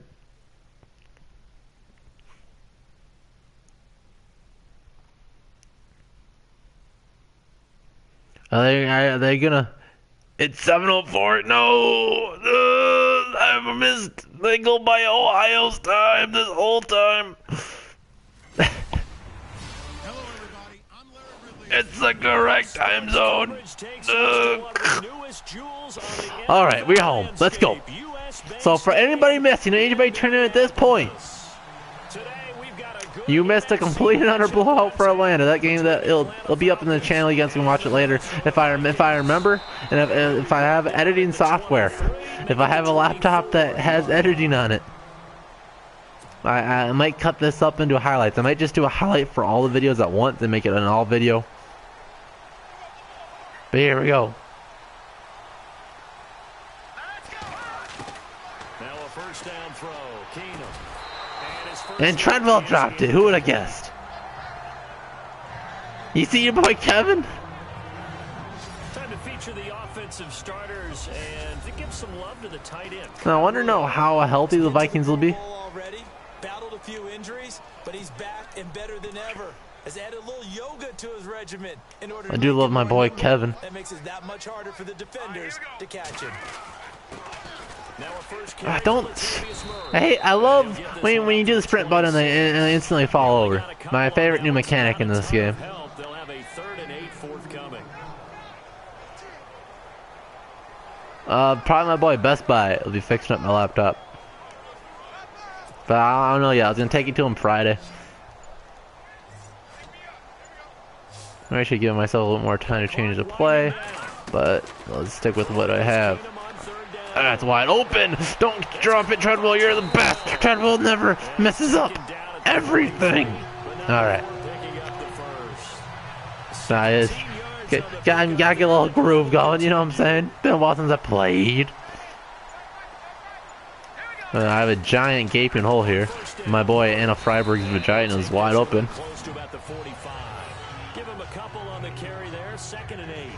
You mean like hold the power down infinitely?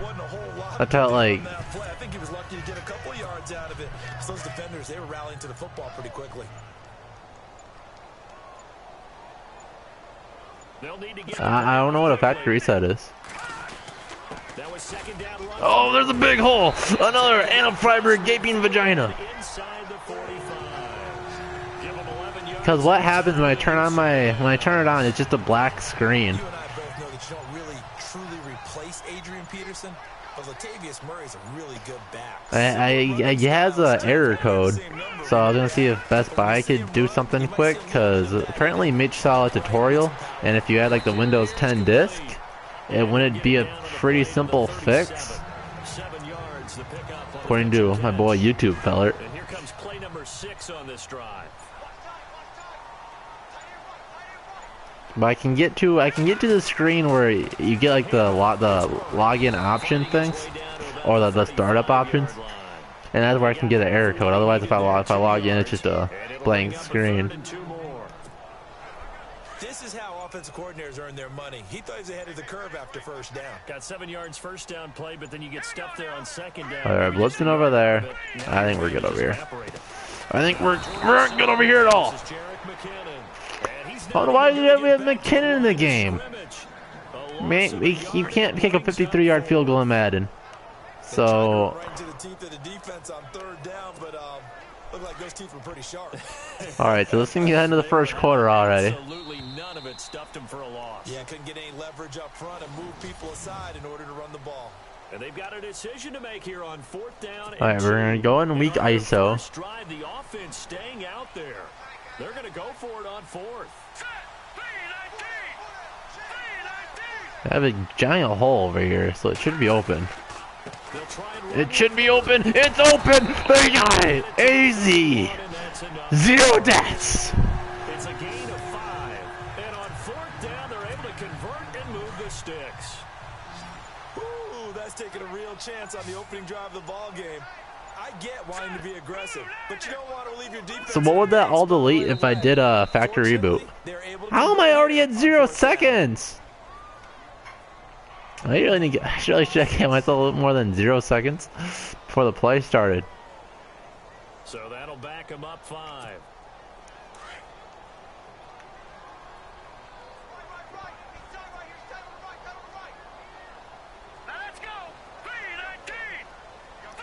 It's like cover 2.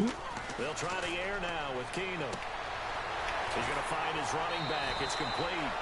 6 yards on the pickup, and that'll make it. So what would I all lose if I did a factory reset? They're getting him involved early.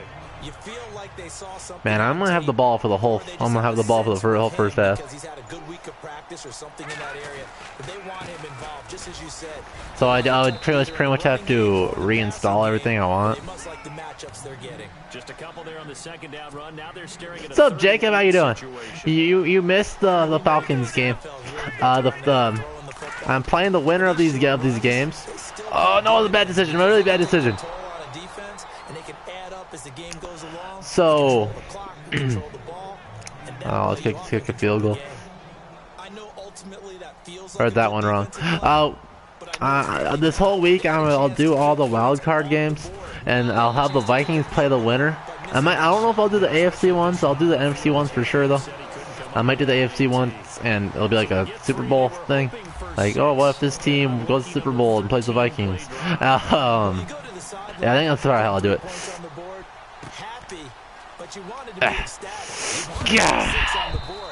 It's dead. I think they're high-fiving each other, only giving up 3 after letting them run that much offense.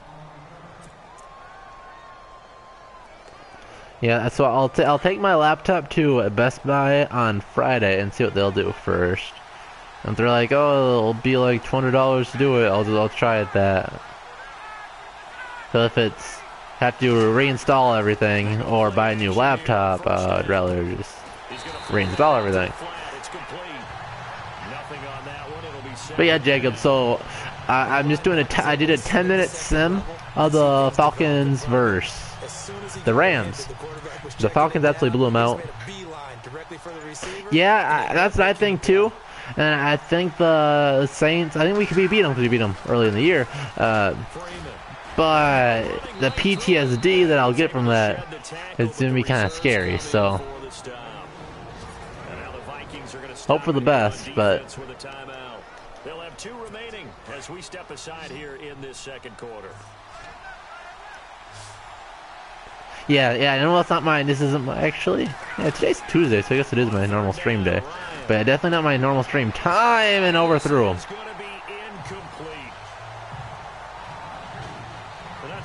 So does that pretty much make it feel brand new then, Bryce? I'll don't think you're being overly critical. Or is it still like slow and garbage? He gets those shoulders But right. you just get to reinstall everything and it actually kind of works. The punter Bosher on now as he gets this one away. Sherrills to return. Oh, look at this lane. Give me that block, McKenzie. The juke. Ah. Past him. A great return there of 22 yards. Yeah, I'll just have to find my totally legit copy of my editing software and Photoshop. To take over here. And they're not going to play this conservative, I don't think. They had a field goal last time and they're up, but they're looking to put a drive in The Uno God laptop got the treatment. And nice hold there. Let's call timeout quick. Yeah. Situations, trying to ice a game, that sort of deal. Most of the time it's end zone, and that's what you're thinking, and I believe that's exactly what they're thinking as they begin this one. Yeah, no quarterback ever goes out there saying, hey, let's get 3, right? Not one that I've No, ever they have a single high safety. Let's see what do they do there with old Thielen. I can't go get that first down. And he'll get it down to the 47 here. Yeah, it's very easy. I just put my my CD in from when I legally bought it. Coming up at halftime, we'll take you to Orlando and Larry Ridley. Larry will have the highlights of this first half, but he won't have touchdowns. It's Dell. But there's still time though, partner. Keenum to throw on 3rd and 1. What the heck? It's wide open. Don't be god awful. 4th and 1. I think everyone in the stadium thought they'd try and run the football. I think we go for it here in real life. It's 4th and 1. Results in an incompletion. Holy cow.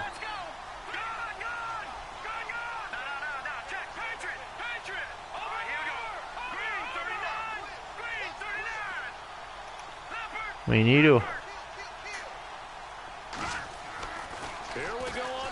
Oh no, a really bad decision. That was a really weird defensive formation. I thought they were blitzing everybody. That's why I did that. I guess that was a really bad decision though. Hey, with this window, 2 teams that we've been talking about this year that really Yeah, Diggs jersey, nice. I got a Rhodes jersey. And I also got the Rhodes clothes shirt. It's pretty cool. They have been dramatic. Oh, intercepted. Dominating at times when you look at how they played. I mean, we just saw the Rams was a week. And I also got some Seattle decimated the Seahawks. I also got some NFC North championship shirts, which is nice, so I can get the Super Bowl ones for my birthday in March. So that's what I told my mom. Coming from the Vikings, and they get there and bring him down. Daniil Hunter in there to drop him, and it'll be a loss of about 8. 3rd and long. It's Ryan. Oh, almost an interception. Hang on to it. Nearly picked. He's known for his hands defensively, but instead it just brings up 4th down. Oh man, that was close. Oh, you think they... When's Diggs' contract up? Because wasn't he... Is this his 3rd year? And he wasn't a first-round pick, so he's only on a 4-year deal. And I know it's not 5 years for first-rounders, but you have the option.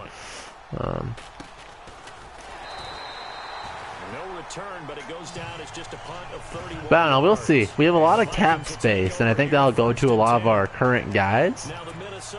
So we'll have to see. We still have 1 timeout here.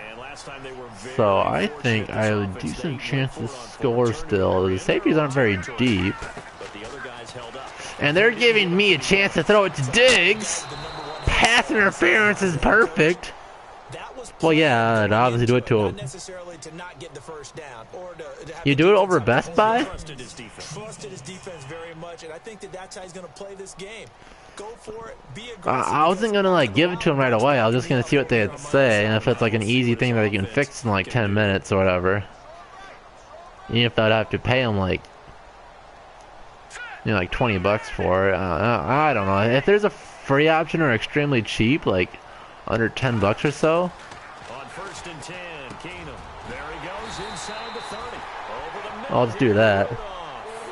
17 yards on the pickup there. The drive will continue. It's a 1st down.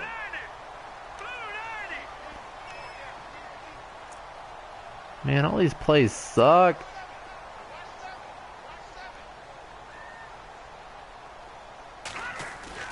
Now a play fake here on first down. Eluding the pressure. Get out of bounds. Stop this clock. Throws it away. A wise move there. Looked like nobody open. Now second down. I hope I don't sound too rah-rah. So is it, is this like the Diggs Trey Wayne season then for contract extensions? Give him a lot of credit for being really precise with it. Got rid of it. No one got it.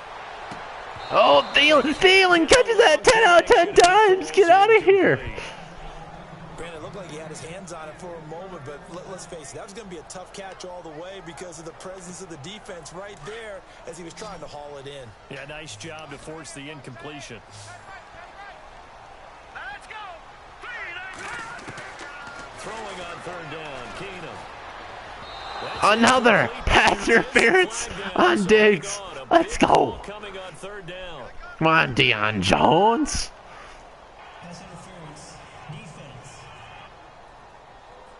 Thought they were going to force a fourth down. Instead, P.I. gives him the first. And that's frustrating because you think you've taken them really deep into the count, haven't you? Instead, you've got to start all over. That can really, really be demoralizing. They'll try to run it in with Murray. And able to push his way forward. They don't do anything cheap? All right. 5 yards, a good run there, and now second and goal. Here's Keenum now on second down. The dive over. And he's able to get it down to the 2-yard line. Only 3 yards there on the completion. That'll lead to We should call the timeout. On play action, it's Keenum. Run it in. Dang it. A hit as he throws there, incomplete. Pressure, and that's certainly going to be a key to this game going forward. And that time, they were able to get in there and influence the throw. And remember, quarterbacks got to get rid of it. They don't have the Tucker rule that they can fall back on anymore. And Forbath will put this one through, and that will add 3 more to their lead. Well, not bad. Even though we kick off against the beginning of the second half, I'll take it. You know, they go down and kick a touchdown. It's still only a 1-point game. It's unfortunate that guy kind of messed up that opportunity. Really should have called a timeout and got a better play. Get down. So would I just Google the code thing for the factory reset? Never mind, Larry, forget your halftime report. Apparently, we are set for the third quarter of action already.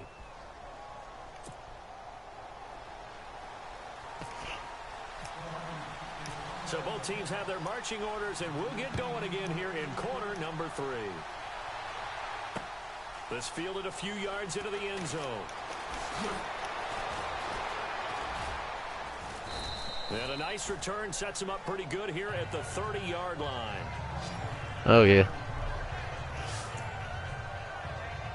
Here comes the Atlanta offense. Yeah. As long as, you mean the laptop or the code? Because my laptop's fairly new. I got it at the beginning of school. It's a mental barrier you don't think about until you go a couple of drives without getting a first down. Then all of a sudden it looms big. It gets harder and harder to actually attain. Sandejo hit him. And he'll be taken down, but not before he gets. Matt Ryan doesn't run for no 20 yards. Get out of here. Yeah, my laptop should be new enough though.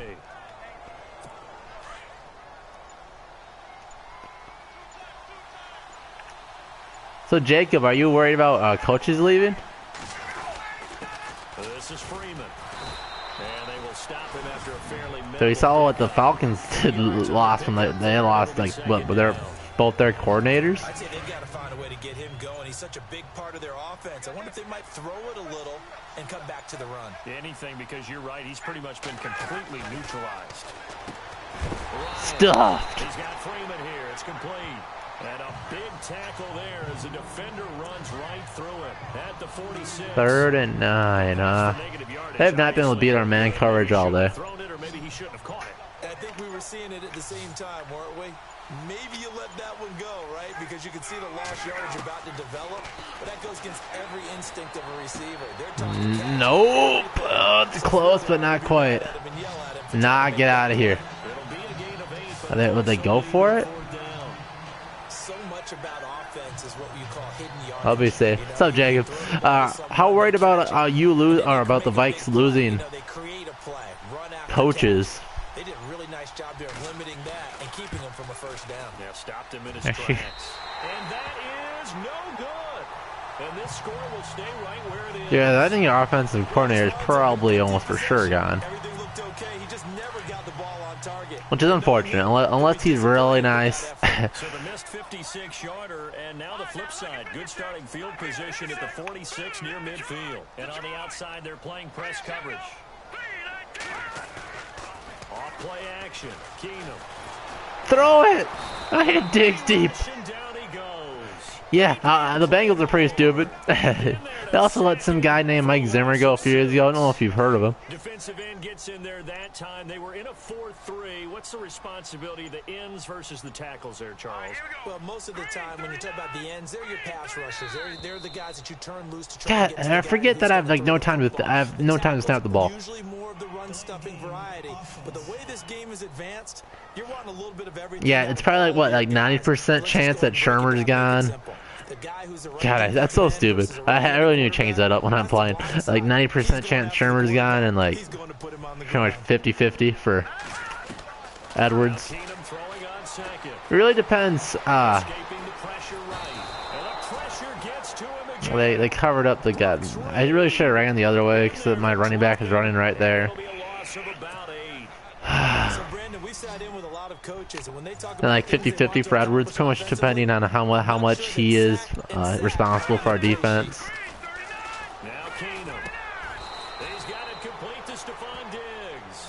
Get us some type of breathing room. It's fourth down. They didn't get the first down, but I have to say I do like the call. I like what they were trying to do. Try and hit your receiver on the run. Here's Ryan Quigley now. As the drive goes backwards, so he's on to punt it away. Well, that's an interesting scenario, Jacob.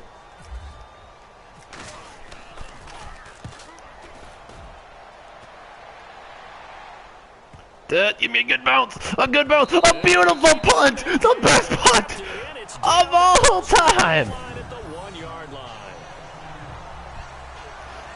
The special teams, just like when you did in week 17. What a god.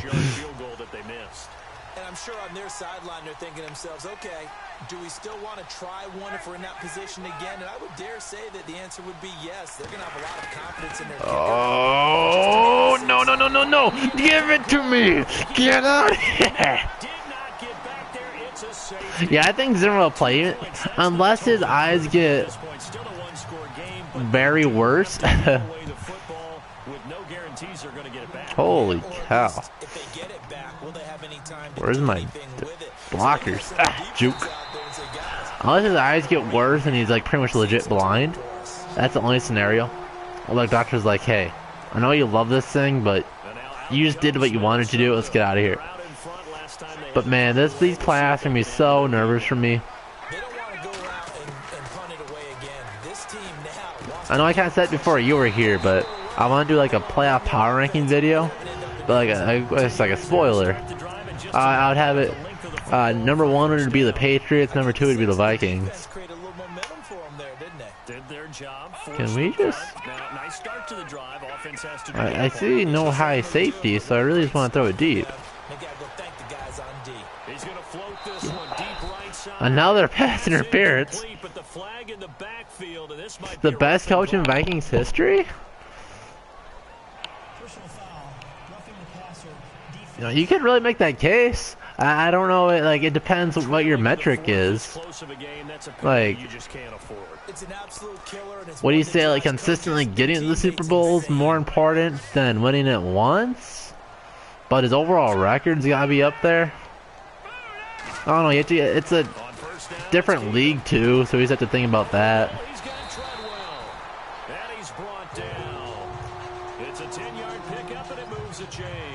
Yeah, no, it's definitely the argument. Like, it depends, like, what metrics you would weigh against it. But it's a definitely good video topic, if you don't mind me doing that.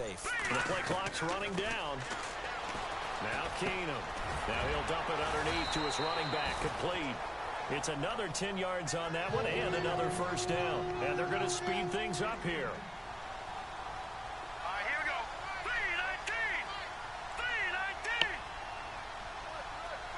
3-19. Yeah, like, you'd really have to look at it. We don't have a good trap set up here. So he's not like, and he's not in the one technique, which is where you want trap.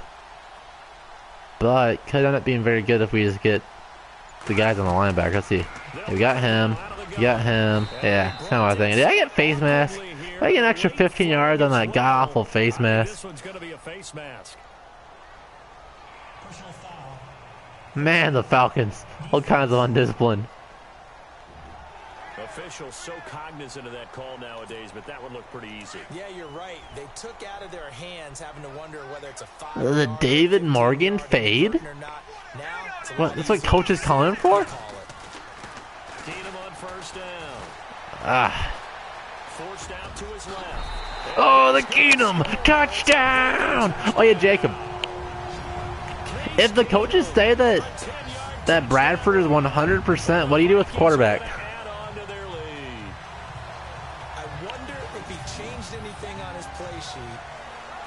Executed better, because they had 2 previous drives that ended in field goals. Before this one, they finally were able to put into the end zone. Well, whatever he did. But if Bradford is, oh, okay, Bradley made that one. Is that good? He and his field general in pretty good sync right now. They're starting to move the ball well. Well, funny you should ask. Is that what you're saying with your friends? What are you roughing my kicker for?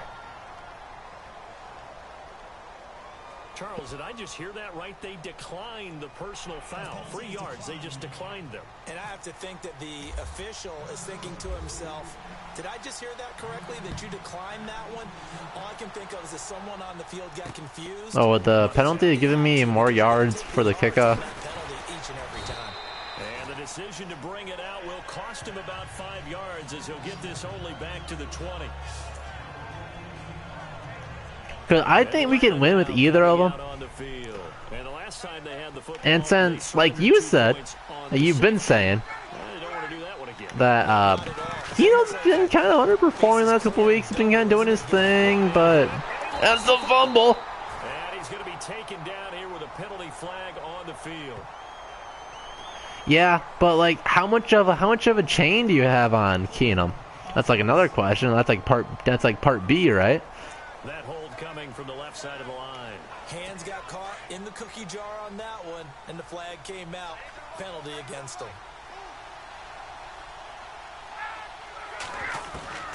Out of the gun, it's Ryan. And finding the tight end Hooper. And he'll get it up to the 12-yard line here. This is what Denny Green should have done with Cunningham. Time for a break. We're back to finish this one off after this. It's interesting because I haven't been the biggest Bradford fan. I haven't been the biggest Keenum fan either, but I think Keenum can make a case that he's a better fit for our offense. Like, a lot of it for me comes down to the health of our offensive line. Because if they're fairly healthy. Oh, Wayne's the god. If they're pretty healthy, better hurry up for Din. I know I'm hurrying up. Continuing to contest every deep ball that is thrown downfield. And look, it doesn't matter whether you're playing man or zone. Eventually, that becomes man on man, and you've got to trust yourself and go up at that moment of truth and make a play on the football. Probably should have done man coverage. I'll do it man coverage. Short. Get out of here. You're short. They had to go for it with such little time remaining. And the Vikings, they have the football now. What do you imagine this? So with that, we can just a shutout for a first week in postseason? That'd be so Mike Zimmer. They're down to none. Yes, exactly right. Now the defense going to use the first of their timeouts. Yeah, I think in postseason, giving up the first down. I don't know though, because our defense is so good though. Our defense is so good that it'd be hard to know if we're really doing bad. Like a 3-point lead might be enough. And we might not want to risk putting Bradford in. But for me, it goes on to our offensive line, right?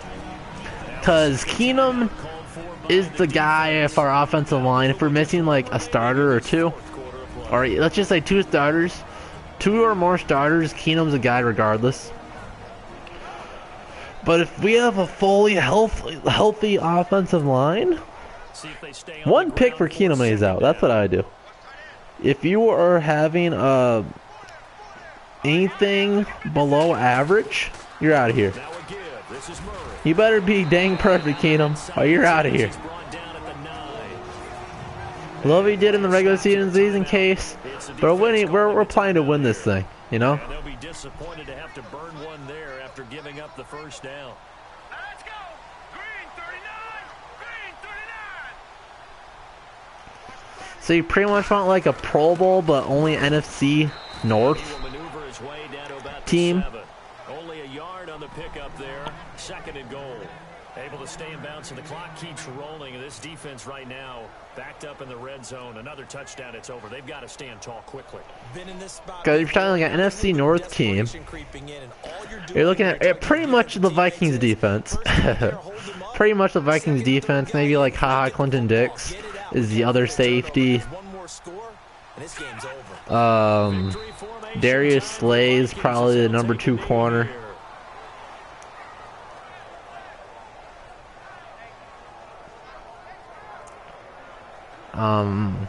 Mike Daniels, the Vikings 3-tech, would be disgusting. Then in offense, it's like Aaron Rodgers. The Vikings, I think, have the best 2 receivers out of the division. Probably the best tight end too.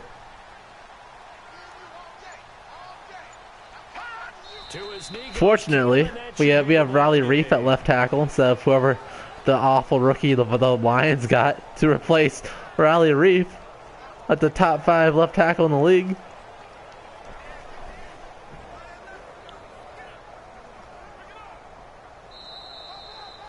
The storyline in this one, Charles, no doubt the number 0.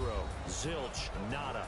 A shutout so hard to do in the Stafford better than Rodgers. It's an accomplishment because you feel that not just on the defensive side, but as a full team. There's a lot of pride that goes into shutting out an opponent. And how about that 0 on the scoreboard for them, going along with those zeros in the time column too. Maybe the Vikings could get like Jordy Nelson would be like the 3rd receiver, 3rd main one, if he's healthy, or Devontae Adams if you think he's the better one in Green Bay. I think Jordy Nelson must just be unhealthy, but if Jordy Nelson is literally just Aaron Rodgers' puppet and is garbage without Rodgers, then probably like Devontae Adams, because he's a solid red zone threat too, which the Vikings really need, because Treadwell hasn't done much there. But I'm definitely not on the Treadwell's a bust wagon. I think he's on underperforming 1st round pick, but I wouldn't call him a bust. Look at that. 18 passing yards. It's a win for the Vikings as we say so long from Minneapolis. Yeah, I know, Jacob. I know that's like definitely like the number 1 thing that you hate seeing. And it's a cause of concern. Like, I don't know. Our defenses are just line up and cover for prevent style defense every play, and that's the reason. So we're just taking this underneath stuff and getting those, just cashing in on all the rack that we possibly can. But I think that obviously hasn't been the thing. First, it's just hard to see when we have those wide open plays and Keenum just misses them. Because I think we're seeing Rams Case Keenum now instead of really, really good Case Keenum. But hey, let's see. Let's see what he looks like during the playoffs. If we get a bye week, or hopefully Riley Reef and Elfline are healthy, we have our starting line back. Thielen and Diggs can get the full strength, get their legs underneath them, get them at full speed, figuratively and literally, so they can get a little bit more separation. And so our line's healthier, Keenum has a little bit more time, our receivers can get a little extra separation, and then hopefully then we can show them off. Maybe we can get a blowout in our first playoff game. Then we can beat up on the Saints, and then we can beat the Patriots at home for their Super Bowl win. But I need to get going, as Bryce would say, for Din Din. I might just do the factory reset thing because it shouldn't be too bad. Because the only thing I would lose would be like thumbnails and stuff, but it's like whatever. If I want to show off a thumbnail, like the only reason I have all the thumbnails saved is so I can like drop it in a video for a plug, like, yeah, I did this video, and then I can show it on the screen, but I can just like do a little video clip of the video on the channel or something, right?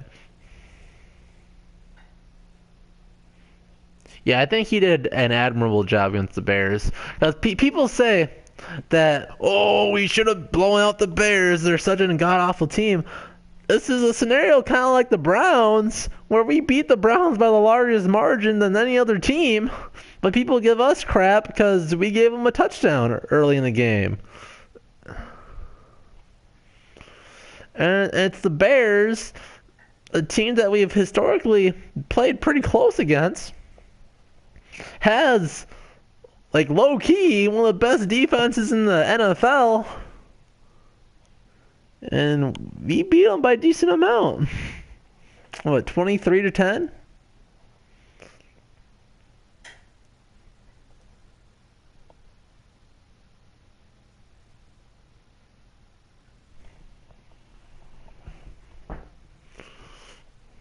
Yeah, we'll have to see. Plan on a stream pretty much every day this week, Jacob. Tomorrow, probably about 7. But yeah, if you can't make them, I don't really care. I appreciate it if you can. If you can't, it's whatever. Always love having you here. But yeah, I need to get going. So we'll see you guys next time.